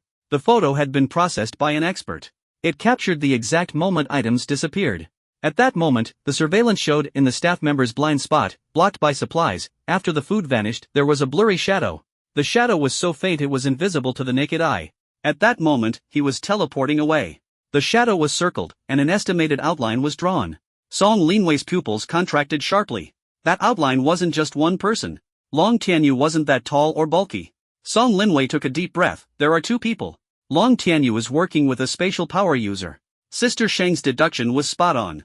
Hao Jingye asked, "Is this a two-person heretic combo?" Suddenly Sheng An said, "Who said there are only two?" Both looked at her in surprise. Sheng An's expression was meaningful, and Song Linwei suddenly understood. "I get it. The team has at least 3 people, maybe exactly 3. There are quite a few heretics, but they're hard to find. The state apparatus had only uncovered this many heretics. Long Tianyu couldn't have more. A 3-person team made the most sense. A teleportation user, a spatial power user, and one with an unknown ability. Hao Jingye was puzzled. Why add a third? Aren't 2 enough? Sheng An smiled, because you need cover.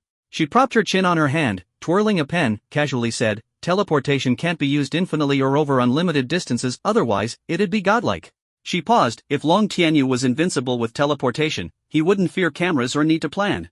So, that meant he wasn't strong enough to act recklessly yet. Based on that reasoning, Hao Jingye slapped his forehead. His power is limited. He can't avoid every camera. Someone must be providing support, like driving a car to pick them up. The spatial power user teleports into the car, then they escape far from the warehouse, avoiding surveillance. He immediately ordered a check of vehicles within 10 kilometers of the warehouse. Sheng An said, "Check it out. Start with Long Tianyu's recent contacts and acquaintances, find the other 2 heretics." "Got it," they agreed. In less than 3 hours, a complete report was ready. Surveillance and satellite had no blind spots, and the targets were locked in clearly. Modern people can't live without their phones. Long Tianyu contacted others via phone as well. It's confirmed, 3 people: Long Tianyu, Zheng Kuan, Kujoshua. At the time of the incident, Kujoshua drove her car nearby, 2 kilometers from the warehouse, turning off 1 kilometer away. We deduce Zheng Kuan is the spatial power user, Kujoshua is the driver. This is Kujoshua's investigation. She went to the hospital 3 days ago to check her powers. The report shows Long Tianyu and Kujoshua first called each other 3 days ago, meaning Kujoshua's powers recently awakened. Zheng Kuan's awakening time is unknown. He exchanged contacts with Long Tianyu 2 days ago. These are Zheng Kuan and Kujoshua's files and meeting records, plus chat logs and call recordings from the past 3 days. Here's the 3-day route map. All 3 were together at an abandoned factory southwest of Shishir City. Document after document, report after report, within 3 hours, everything was crystal clear. Their supposedly secret operation was laid bare, every word, every move. Under the watchful eye of the state machine, there was nowhere to hide. Song Linwei swallowed hard. It was his first time using the highest level authority to mobilize national resources to track someone, and also his first time witnessing such overwhelming power. It was terrifying. How could they have ever thought they could hide from the state? Clearly, they had underestimated both the state machinery and Sheng An. Hao Jingye asked excitedly, "Sister Sheng, should we go arrest them now?" Sheng An shook her head. "Too difficult to catch them outright. No rush. This time, we'll try a different approach." Both looked puzzled. Sheng An smiled. "They stole grain from Shishir's granary. They're bold and will definitely make a move within the next 10 days. Song Linwei whispered, "The economy's bad, they'll keep hoarding." Sheng An nodded, "Right. They'll keep milking the state dry. Shishir is a wasteland, naturally, they'll strike there." They both turned to look at her. Sheng An stood up, smiling as she said, "Once the grain is hoarded, the next step is hoarding meat. We'll gather meat from Shishir's slaughterhouses and set a trap, a baited trap." Both gasped. Zheng Kuan and Kujoshua were easy to catch. Long Tianyu's abilities made him tricky, too risky to cause injuries in a confrontation. Baited trap with an ambush, that's the perfect way to arrest them. Sheng An always nailed the style of each rogue faction, choosing the most fitting method. They were reckless. If they gathered and transported all Shishir's meat, they'd definitely act to stockpile the most supplies. Would they follow the plan? No worries. They knew who the little devils were and could monitor them constantly, adjusting on the fly. Sheng An said, "The state's goods from Shishir were going to be moved anyway, their theft was just along the way. Spatial powers are way more convenient than refrigerated trucks." Her tone was gentle, eyes curved warmly. But every word sent chills down their spines. Hao Jingye. Song Linwei. Sister Sheng really is impressive, making full use of everyone. Regardless of whether they officially joined the Doomsday Special Operations Department, she used them first. Would they want to join? Ha! No choice, they must join. Asterisk. Doomsday Countdown, 14 days. Sheng An was eating while reviewing documents. Zhang Yu and Li Xin, feeling dizzy and foggy-headed, entered the cafeteria and sat opposite her. Seeing Sheng An eating while reading, their expressions were strange. Zhang Yu asked, "Sister Sheng, what are you looking at?" Sheng An sighed, her expression complex. "Just some entertainment." "Zhang Yu?" Li Xin grew impatient and grabbed the documents. Sheng An didn't stop him. They glanced through and froze. Chat logs? The folder contained a lot of content. It was a 3-person group chat named Phantom Ability Crew. If not for the Doomsday and Sheng An's involvement, they'd have thought it was just a prank group. But now, they immediately understood this was Sheng An's latest capture of new rogue factions. Their spirits lifted, they forgot about eating and kept reading. Ghost King, Operation Tomorrow. I'll scout the location. Future Water God, still the previous plan? Spatial Master, organizing space. Grain takes up 2/3, meat only 1/3. Ghost King at Future Water God, roughly. Some details changed. I'll find the warehouse with the most meat first. Ghost King at Spatial Master, buying ticket to capital. I'll send the address. Renting the safest warehouse. Grain can be stored outside, meat must stay in spatial storage. Future Water God, got it. Spatial Master, understood. Future Water God, checking wholesale market. The Logistics Bureau is reallocating supplies. Meat centralized. Ghost King, where? Future Water God, followed the refrigerated truck. It's on Beidong Road. Ghost King, pick me up by car. Talk in person. Ghost King at Spatial Master, meet centralized. Waiting for positioning. Renting warehouse together. Spatial Master, roger that. Long bro is mighty. Future Water God, our boss is Ghost King. Zhang Yu gasped. Li Xin was stunned? They exchanged confused looks. Zhang Yu asked, are they planning to steal state supplies? Li Xin nodded. Yeah. Both in unison. Are they crazy? Seriously messing with the wrong people, they saw it with their own eyes. Zhang Yu, I just bought a bit more grain, and Sister Sheng caught me. Li Xin, I only wanted to save the world. Got caught as soon as I stepped out. Where did these guys get their confidence? They were basically courting death. They were seriously planning to steal state supplies, while Sheng An and the others had time to read their chat logs and treat it like entertainment. Zhang Yu tapped his chest, lighting a candle for these 3 rogues. At that moment, Hao Jingye hurried into the cafeteria, carrying a folder. Sister Sheng, latest update, they bought tickets to the capital, renting a warehouse in the West District near the core suburban refuge. But those warehouses are already storing state supplies. Sheng An's tone was calm, find an empty warehouse and rent it to them. They'll help us transport grain. We can't refuse. Hao Jingye, got it. He pulled out his phone, here's their negotiation. I only clipped the highlights. Sheng An nodded. Hao Jingye sat down and hit play. Must keep 1/3 of the grain as a backup. The rest all converted into meat. Meat's scarcer than grain. Can't grow on future land anymore? The capital's academy developed hydroponics. Plant-powered mutants can still produce grain. Though little, it exists. Meat's far more precious, same amount of meat trades for multiple times grain. Then it's settled. Leave 5 square meters for other stuff. The rest all meat. The granary was stolen before. The state centralized meat storage, perfect for us to take directly. Is the cold storage well guarded? Very strict, but with long bro, no fear. Ha, the state has no clue how supplies disappear. They think it's ghosts, laughable. Thinking about how confused they are now makes me want to laugh. After tomorrow, they'll be even more baffled. We'll show them that before the strong, everything's a paper tiger. The era of the nation is over, the strong are the future. Hearing this, Zhang Yu and Li Xin suddenly felt a chill at the back of their necks. They stared at Sheng An. Sure enough, she smiled. A gentle smile, eyes curved warmly, deep and profound. Though she was smiling, the atmosphere instantly turned cold. Both sat upright, scared stiff. Damn, what a warrior. In front of such strength, the nation's a paper tiger?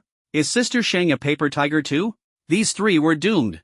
Doomsday countdown, 13 days. The small team prepared to commit the crime and take massive amounts of meat from the state's cold storage. This is excerpt 46 out of 50. Please process the following content according to your logic. Keep the original paragraph structure, line breaks, and overall layout. Return only the processed result. Long Tianyu was brimming with confidence. With the experience from last time, this will go even smoother. A quick and decisive strike. Our goal is to clear out the cold storage. Zhang Kuan nodded seriously. Kajashue was excited. Brother Long, Brother Zhang, were like heroes from the TV shows, scaling walls, effortlessly taking the nation's resources, leaving the government helpless. Zhang Kuan smiled. The officials aren't just helpless, they don't even know we exist. He rubbed his hands together and smiled shyly. I never imagined before that I'd have superpowers, such incredible strength. Long Tianyu didn't say a word, but his eyes were full of affirmation. Who would have thought they were this formidable? The strange scenarios from TV dramas and novels were playing out in real life. And they were the main characters. Long Tianyu smiled, tilted his head back, cleared his throat, and put on a calm expression. Let's go. First, stop by a breakfast shop to grab some food. We'll eat in the car and head straight to our destination. Kojiashue paused briefly. Then she smiled sheepishly. Brother Long, Brother Zhang, do you have any money left? I spent all mine on renting the car and gas. Just one sentence, and their momentum instantly deflated. Long Tianyu lowered his proud head a bit. His voice dropped. We spent all the money renting the warehouse too. Zhang Kuan gave a bitter smile. I'm broke too. I used all my money on train tickets yesterday. His space powers were only good for siphoning state resources. He hadn't stockpiled anything else? Of course, they were poor. They couldn't afford anything. Long Tianyu. After a moment of silence, he asked Kojiashue, no money at all? What about credit or deferred payments? Kojiashue looked down. I already paid off all my credit cards at the beginning of the month. Zhang Kuan fished around and finally pulled out 5 yuan. Long Tianyu, that's enough.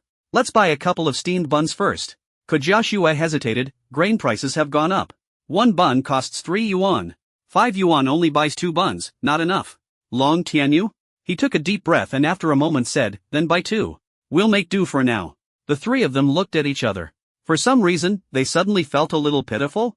Kojiashue shook her head, brushing off the strange thought, and said firmly, we've got grain stored in the warehouse, and soon we'll have space meat. Right, Zhang Kuan comforted himself, when the apocalypse comes, we'll be richer than any country. Long Tianyu regained his confidence, puffed out his chest, and said, with plenty of supplies and powerful abilities, what's money? Once the apocalypse hits, money will be worthless. Let's set out now and seize the most precious resources of the end times. The three were full of confidence and excitement as they rushed to the breakfast shop, but only bought 2 steamed buns. Once inside the car, Zhang Kuan handed 2 buns to Long Tianyu. Long Tianyu planned to share one with Zhang Kuan, but Zhang Kuan smiled and pulled out another bun. I managed to swipe 1 extra. Long Tianyu looked at the buns, feeling conflicted inside. Is using space powers to steal buns really worth it? Something about it felt off. Long Tianyu warned Zhang Kuan, during the apocalypse, it's better not to use space powers to steal others' food. Why? Zhang Kuan looked confused as he ate the bun. If a space-powered user is seriously injured, the items in their space pocket will spill out. Even upon death, all their space items explode out. That means space-powered users become prime targets for food-powered users. Zhang Kuan was so scared he couldn't even finish his bun. It's okay, I'll protect you. Besides, it's still before the apocalypse, Long Tianyu reassured. Zhang Kuan finally relaxed and decided to cling tightly to Brother Long's leg, not wanting to be butchered by others. Kojiashue bit into her bun and coldly said, food is nothing. Look at all the supplies we've stockpiled. Long Tianyu and Zhang Kuan exchanged smiles. Thinking about their stockpiles and plans made even the buns taste delicious. In the distance, a burly man slapped his son. What are you staring at? Never seen someone munch on steamed buns before? The boy withdrew his gaze, rubbed his head, and said, they're weird, with high chins. Each one has a white bun and they're eating it so happily. The man shouted angrily, go to school. If you don't study hard, you'll end up like them, eating buns with no side dishes. The boy stuck out his tongue and took a bite of his sandwich. Asterisk. Before the three set out, the Special Affairs Department had already begun action. At the Apocalypse Special Affairs Camp. Early morning, Sheng An donned her combat suit and headed out with Hao Jingye and Song Linwei. Zhang Yu and Li Xian clung tightly to Sheng An's legs, begging, sis, take us with you. Please, please bring us. Sheng An shifted her legs, the two hugged tighter. She asked coldly, not going to class today? Li Xian, no. Zhang Yu, there's makeup class tonight. I want to watch. This time, facing off against 3 heretics probably meant a fight. All 3 had complicated backgrounds. Long Tianyu was raised by grandparents who have passed away. Kojashua's family favored sons over daughters and had a strained relationship with her. Zhang Kuan was an orphan from a welfare home. 3 orphans, only forceful suppression could bring them under control.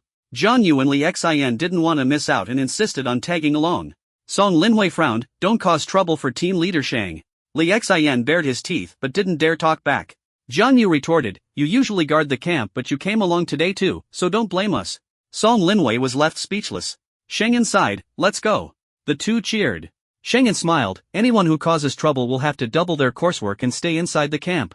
The 2 straightened up and saluted crisply, yes, ma'am. This was Zhang Yu and Li Xian's first time witnessing special affairs in action. Sheng An was heroic and imposing, gripping her radio. At her command, all special police units sprung into action. Over the radio, Sheng An spoke calmly. Team 1, report. Team 1 here, in position. Team 21, report. Team 21 in position. Traffic control within 10 kilometers of cold storage. Target has left, heading to breakfast shop. Team 832 in place. Target vehicle heading toward Anchang Road, front and rear vehicles are diversion. Copy. Roadblock set up midway on Nanshan Road. Team 2, report. Team 2 in position, lurking around the cold storage. Drone squadron ready. On Sheng An's screen, a red dot blinked that was Long Tianyu and his group's car. Surrounding the car and the three were dense nets. The nets were deployed, just waiting for the target to enter the trap and the cords to be pulled tight. Li Xian watched nervously, muttering, so this is how big the net was when they caught me. I couldn't have escaped even if I wanted to. Thinking of this, he felt oddly relieved. Sheng An coldly glanced at Li Xian and said, when we caught you, that was only a tenth of our strength today. Li Xian froze, then instinctively raised his voice. Why? Jiang Yu rolled her eyes. Song Linwei slapped him hard on the back and scolded, are you crazy?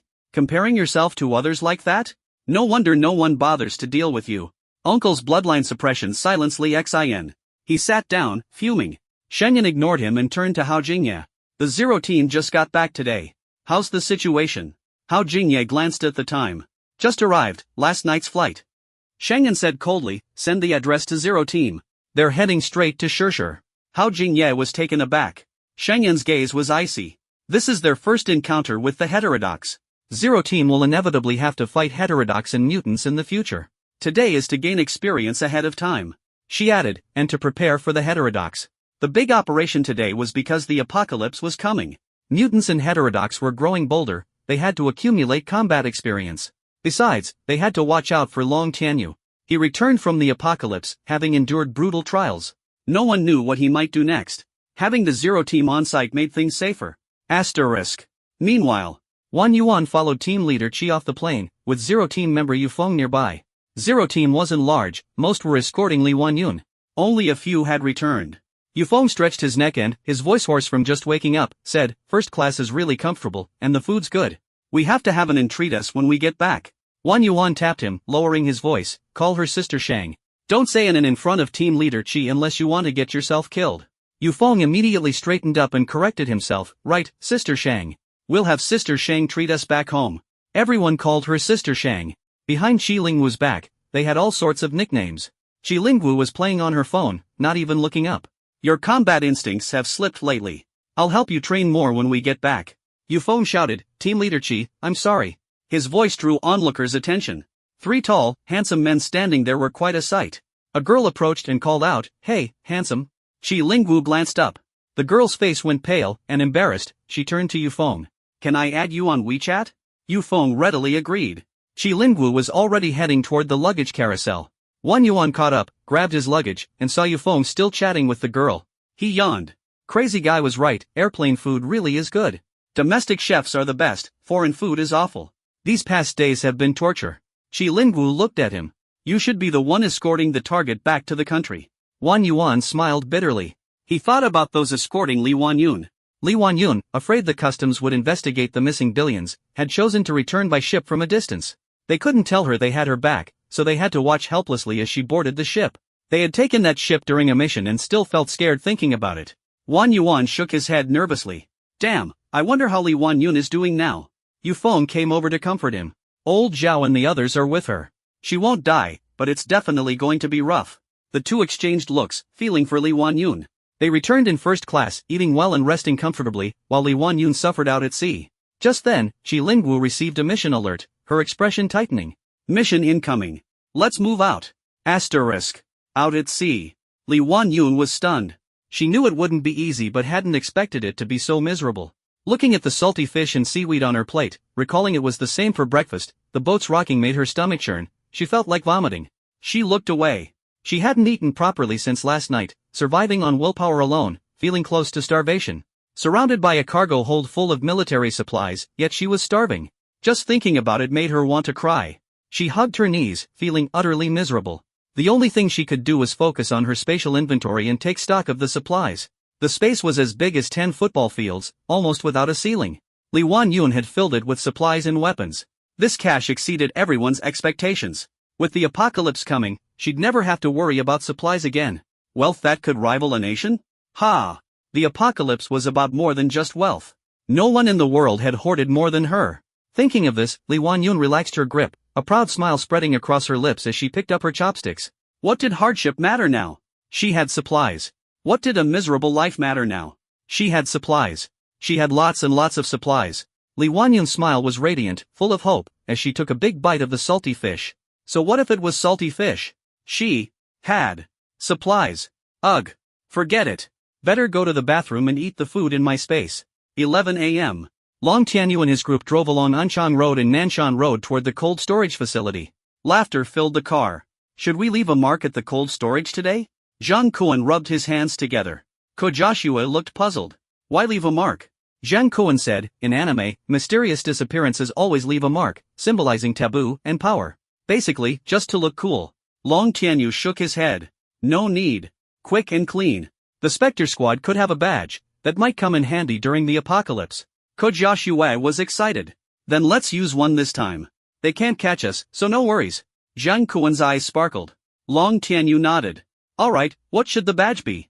Spectre Squad has to be related to ghosts, something scary, lightning? Lightning belongs to electric type abilities. I think. They began a lively debate over the badge design. In the distance, several drones tracked them from afar, maintaining a safe distance.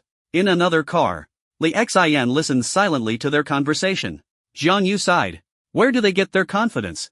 And they're talking about badges. No need to leave a mark. We need to leave people behind this time. Li Xian asked, are we really going to team up with people like that? Sheng An glanced at him coolly. You stole a kid's Ultraman toy, and you still want to save the world? No matter how you looked at it. The Spectre Squad was more normal than Li Xian. Of course, none of them were really normal. Li Xian was speechless as painful memories began to haunt him.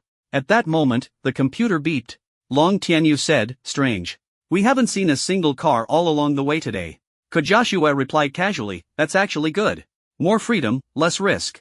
Plus, my driving isn't great, I like having no cars on the road. Having the road all to themselves was a dream for new drivers. Long Tianyu frowned. Still feels off. Zhang Kuan shrugged. Maybe it's a weekday, and the cold storage is in a remote location. No cars is normal. Long Tianyu nodded. At the same time, Sheng An's radio crackled to life.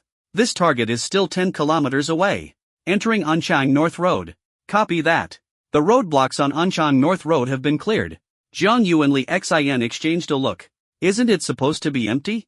The entire road was completely cleared by the authorities. 12 o'clock.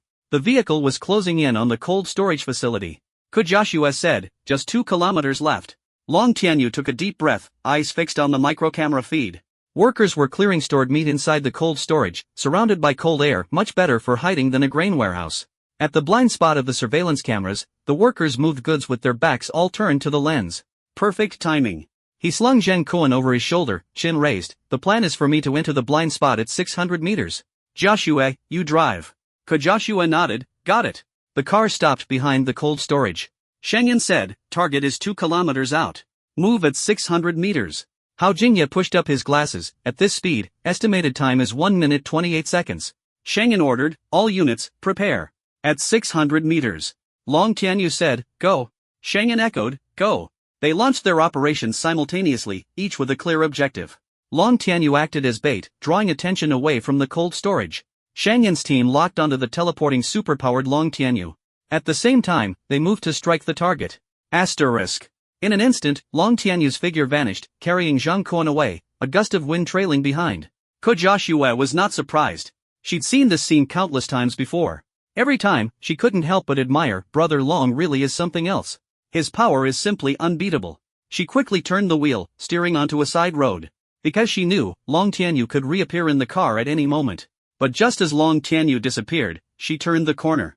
Above them, 3 drones rapidly closed in, forming a triangular formation around her. From the bushes, men in army green uniforms and helmets appeared, faces camouflaged.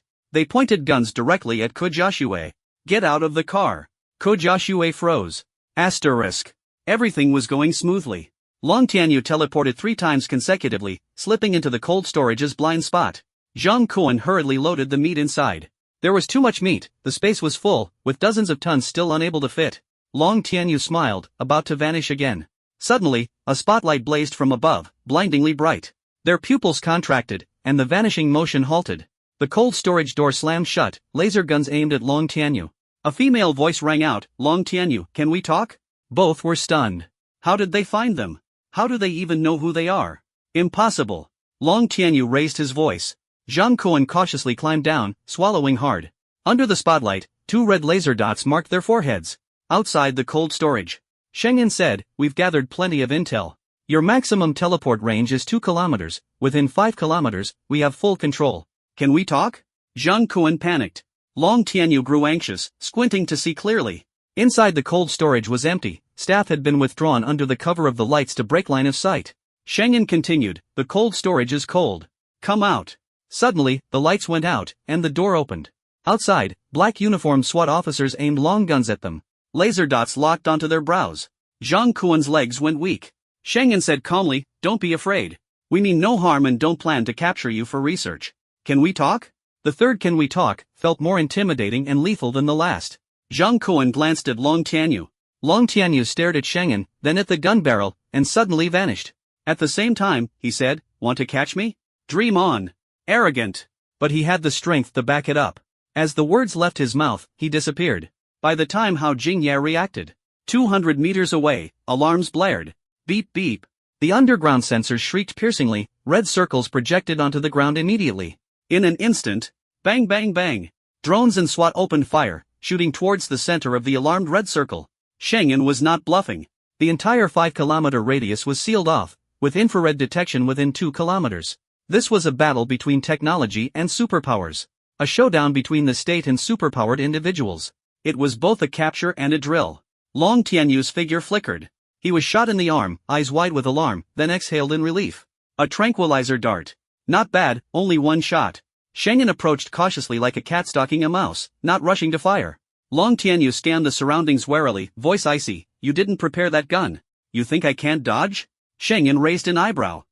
Hao Jingye and Song Linwei exchanged shocked looks. No doubt about Sheng An's marksmanship and the drone's speed. After a few shots, Long Tianyu would be down. Unexpectedly, he was only hit once. His teleportation combined high-speed movement and extreme agility. This wasn't just a superpower, it was seasoned combat experience. They hadn't anticipated that. Even Sheng An was surprised that teleportation carried a speed boost.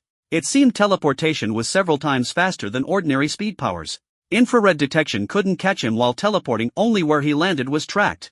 Sheng An approached Long Tianyu calmly, "You have 6 teleports left and can't break out of the 1,200-meter enclosure." "Long Tianyu, can we talk?" The fourth "can we talk?" Long Tianyu was stunned. His head buzzed. How on earth did they know? How did they even know how many powers I had left? He swept his gaze across the drones in the sky, the SWAT surrounding them, and the red circle enclosing them, a trap that would trigger an alarm at the slightest movement, locking him down like shackles. He had underestimated the power of the state machine. Long Tianyu finally fixed his eyes on Sheng An's face, her striking features caught him off guard. He clutched his arm, voice hoarse, "You could kill me right now. Why don't you? Trying to recruit me?" Sheng An replied calmly, "This is an arrest." The two locked eyes, 10 meters apart, silently testing each other. In the distance, Li Xin grinned. "What are they doing?" Zhang Yu said, "What now? This guy's got the typical male protagonist vibe, arrogant, poker-faced, handsome, strong powers." Li Xin? What male protagonist? I'm the real destined Iron Man. Long Tianyu studied Sheng An and suddenly smiled. "I'm willing to talk and even glad to be recruited. It'd be great to work alongside a beautiful woman like you, but I have 3 conditions. He was smart enough to know there was no way out of this net. Both the state's knowledge and the woman before him intrigued him greatly. A look of interest and satisfaction locked onto Sheng An. Sheng An brushed the dust off her windbreaker, her voice lazy. "First, you have to cooperate. Second, I'm your future boss. And finally, we don't agree to your conditions." As she finished speaking, she raised her hand and waved, "Open fire."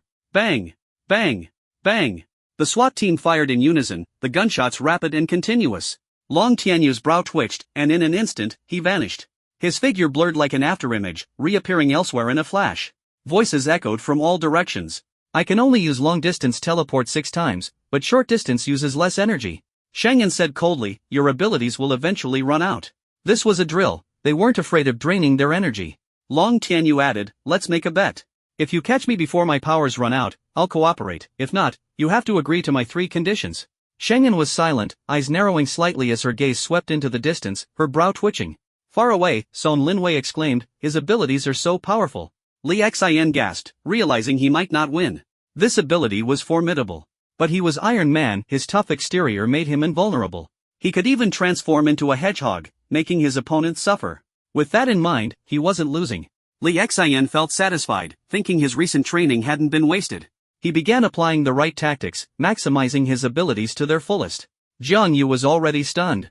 She murmured, "This guy really has the vibe of a male lead. Sister Sheng is the heroine, the ability user is the police beauty, it's a perfect pairing." Beside her, Hao Jingye smiled and imitated Sheng An. "Sister Sheng isn't a police beauty, she's definitely not a flower. This guy isn't the protagonist. Also, are you sure Captain Qi is dead?" Everyone froze. Gunfire continued. Long Tianyu kept teleporting, but only after images could be caught. Occasionally, muffled groans were heard. He had obviously been hit by tranquilizer darts, making his teleportation easier to track. At this rate, he would fall. Long Tianyu gritted his teeth, feigning ease. "What? Afraid to bet with me? Woman, you're way too timid. Shooting me like this is effective?" Sheng An chuckled lightly, bluffing. "I'm not betting, but you've already lost." She refused to gamble, yet had already written his fate. Long Tianyu's breath caught, sneering coldly, "Then I'll show you how many times I can still teleport." Though destined to be caught, he was determined to fight back and not be an easy target. He lunged straight at Sheng An. Bang! Bang! Bang! Bang! Bang! Bang! 6 shots rang out, muffled but clear. Each shot accompanied by Long Tianyu's groans and pained moans. After 6 shots, Long Tianyu collapsed upright. 2 bullets pierced his palms, avoiding arteries painful but not fatal, symmetrically on both sides. 2 bullets pierced his soles, pinning him to the ground. 1 grazed his head, pinning him down. 1 grazed his groin, pinning him as well. Ahead, a man's voice rang out clearly, "0, you have 0 teleports left." Long Tianyu hadn't even seen the man before he fainted. Sheng An lowered her raised arm, raised an eyebrow, and looked ahead. Looks like she didn't need to make a move after all. Jiang Yu and the others widened their eyes, following the voice to look. It was a young man about 6 feet 3 inches, dressed in black SWAT uniform buttoned up to the neck but still tall and upright. The camouflage under his black cap couldn't hide his sharp, flawless features. Thin lips, high nose bridge, and piercing eyes made people instinctively intimidated. He held a half-arm-long rifle casually on his shoulder, walking with ease and an imposing aura. Jiang Yu leaned on Hao Jingye, stammering, Who is he?" Hao Jingye took a deep breath. "That's Captain Qi Lingwu." Jiang Yu was shocked but suddenly enlightened. She had always wondered what kind of man could be Sister Sheng's lover, how powerful someone must be to stand beside her. Now she finally understood. Only he could. Qi Lingwu's aura far overshadowed Long Tianyu's. The latter, who seemed like a male lead moments ago, looked like a stone-faced nobody beside him. Cold but genuine, with a strong yet natural presence. Jiang Yu couldn't help but whisper, "So handsome." Just that face alone was enough. Sister Sheng had totally scored this time. Excited, she squeezed Hao Jingye's arm hard. Hao Jingye winced. "Enough, Captain Qi is Sister Sheng's. Don't look at him with such longing." Slap. Jiang Yu slapped him. "What do you know?" Her eyes still sparkled, face full of admiration. Sheng An withdrew her gaze, glanced at the fallen Long Tianyu, and said coldly, "Take him back to base for treatment. The rest, retreat. Hao Jingye, take Zhang Kuan and Kujiashue with you." Qi Lingwu was powerful but overly arrogant, recklessly opposing the nation, courting death. The others carried tranquilizer guns, but Team Zero did not. Long Tianyu was about to pay the price. The SWAT team retracted their weapons and moved immediately. Kujiashue and Zhang Kuan stood together like 2 obedient quails. After Long Tianyu was pinned by several bullets, they swallowed nervously, their faces sang from the heart, and raised their hands to cooperate. Sheng An's last glance shifted to Qi Lingwu. Since his appearance, Qi Lingwu's eyes never left Sheng An, as if she were the only one on this land. They exchanged smiling looks across the fallen Long Tianyu. As Long Tianyu was carried away and the others retreated, Qi Lingwu quickened his pace. Sheng An followed calmly. When they drew close, Qi Lingwu held his rifle in his right hand and casually embraced Sheng An with his left, as if she weighed nothing. They exchanged smiles, lips brushing lightly, foreheads touching. "Long time no see, Captain Qi. Long time no see, Sheng An. It's really good to see each other again. It's really good that they're still alive." Li Xian's eyes widened. Jiang Yu covered her face, silently screaming. Ah! These two were just so captivating. One was a tall, strong man in black SWAT gear, the other, a lazy, beautiful, and fierce woman. For a moment, no one knew who to envy more. Hao Jingye calmly covered Jiang Yu's eyes and pulled her away. "Let's go back to base. I want to watch more." "Me too." Jiang Yu and Li Xian were reluctant to leave. Song Linwei mercilessly dragged Li Xian away. "Minor, stay away." Li Xian complained, "It's just a kiss. What's wrong with watching? My girlfriend and I kiss way more passionately." But he had to admit, that scene was beautiful. Restrained yet making hearts race. Li Xian was still savoring the moment when he suddenly noticed the silence around him. He froze, his pupils contracting sharply. What the hell did he just say? Song Linwei's face was expressionless. "Li Xian, you're dead, yet you're already having a crush? Come on, go find your parents. Li Xin. Asterisk. They waited in the car for less than 5 minutes before Sheng An appeared. Tall Qi Lingwu followed behind her, keeping a half-step distance. The sunlight spilled from behind, casting a large shadow over a smaller one. The sunlight was gentle and lazy. Jiang Yu was surprised.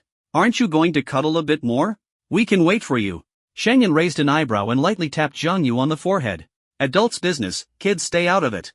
Time is tight, let's get to work. Jiang Yu held her head, annoyed. I'm only 1 month younger than you. They were the same age, both 25. Sheng An ignored her and got into the car. Qi Lingwu followed closely, silent, his gaze icy as it swept over the group, making everyone avoid eye contact, their spines chilling. Especially Zhang Kun and Ku Jiaxue, whose faces turned pale. This was the man who personally fired 6 shots at their brother Long, mercilessly. They were seated in the second row, with the seat next to Sheng An empty for her. Qi Lingwu sat behind Sheng An, beside him were Li Xin and Song Linwei, Jiang Yu and Hao Jingye sat in the front row, Yu Feng drove, and Wan Yuan took the passenger seat. As soon as Qi Lingwu sat down, Li Xin's breathing became rapid and uneasy, he couldn't sit still. Yu Feng looked at Jiang Yu and Zhang Kun with curiosity, excitement written all over his face. So these are the legendary reborn and the superpowers? The destined son and destined daughter? Zhang Kun and Ku Jiaxue curled their toes nervously, their scalps tingling. They used to think the same way, but now. Sheng An glanced at Yu Feng. Enough chatter, drive. Got it, Sister Shang. Yu Feng obediently acknowledged, while Wan Yuan kept staring backward, blinking curiously. Zhang Kun and Ku Jiaxue exchanged glances, silently comforting each other, trying to reassure themselves. It's okay, they haven't made a move yet. They probably want to win us over. But boss. He's too impatient. If we cooperate a bit, we definitely won't get hurt. Right, we're special superpowers, they won't treat us badly. Both straightened their backs involuntarily. Sheng An noticed their silent exchange but ignored it, letting them lock eyes. She asked, how's Li Wanyun doing now? The latest is she's still drifting at sea. Old Zhao said she keeps sneaking off to the bathroom for little meals, she's seasick and looks pale, Wan Yuan sighed. Qi Lingwu understood the focus of her concern and replied succinctly, target is safe. She'll arrive smoothly tomorrow night. Sheng An nodded with satisfaction. As long as Li Wanyun comes back safely, she could endure the hardships on the way. Ku Jiaxue couldn't help but ask, little meals in the bathroom? Her expression was complicated, hard to explain. Hao Jingye was helpless. What are you thinking? That's a spatial superpower. Zhang Kun raised his voice. Spatial superpower? His newly regained confidence bent slightly. So he wasn't special before the apocalypse? Hao Jingye said, human space is much bigger than your space. Zhang Kun. His confidence completely vanished, his back slumped. After a while, Sheng An looked at them again, her gaze cold as she swept over them lightly. Compared to Long Tianyu, these two at least cooperated and were tactful. They used to think Long Tianyu was the main character, clinging to the big shot, also tactful. Now that he's in the state's custody, these two were obedient. Ku Jiaxue immediately realized Sheng An was the real core here. She cautiously handed over a bottle of mineral water with a sweet smile. Sister, try this. It's my superpower, very clean. Sheng An. Yeah, this girl was definitely tactful. Sheng An took the bottle but didn't drink, just fiddled with it in her hands, her eyes lowered, emotion unreadable. Ku Jiaxue and Zhang Kun tensed up. Suddenly, Sheng An spoke. First it was stealing grain from the warehouse, now it's meat from the cold storage, huge amounts, state property, serious offense. Do you know how you'll be sentenced? Her voice was icy, each word like a blade, utterly devoid of emotion.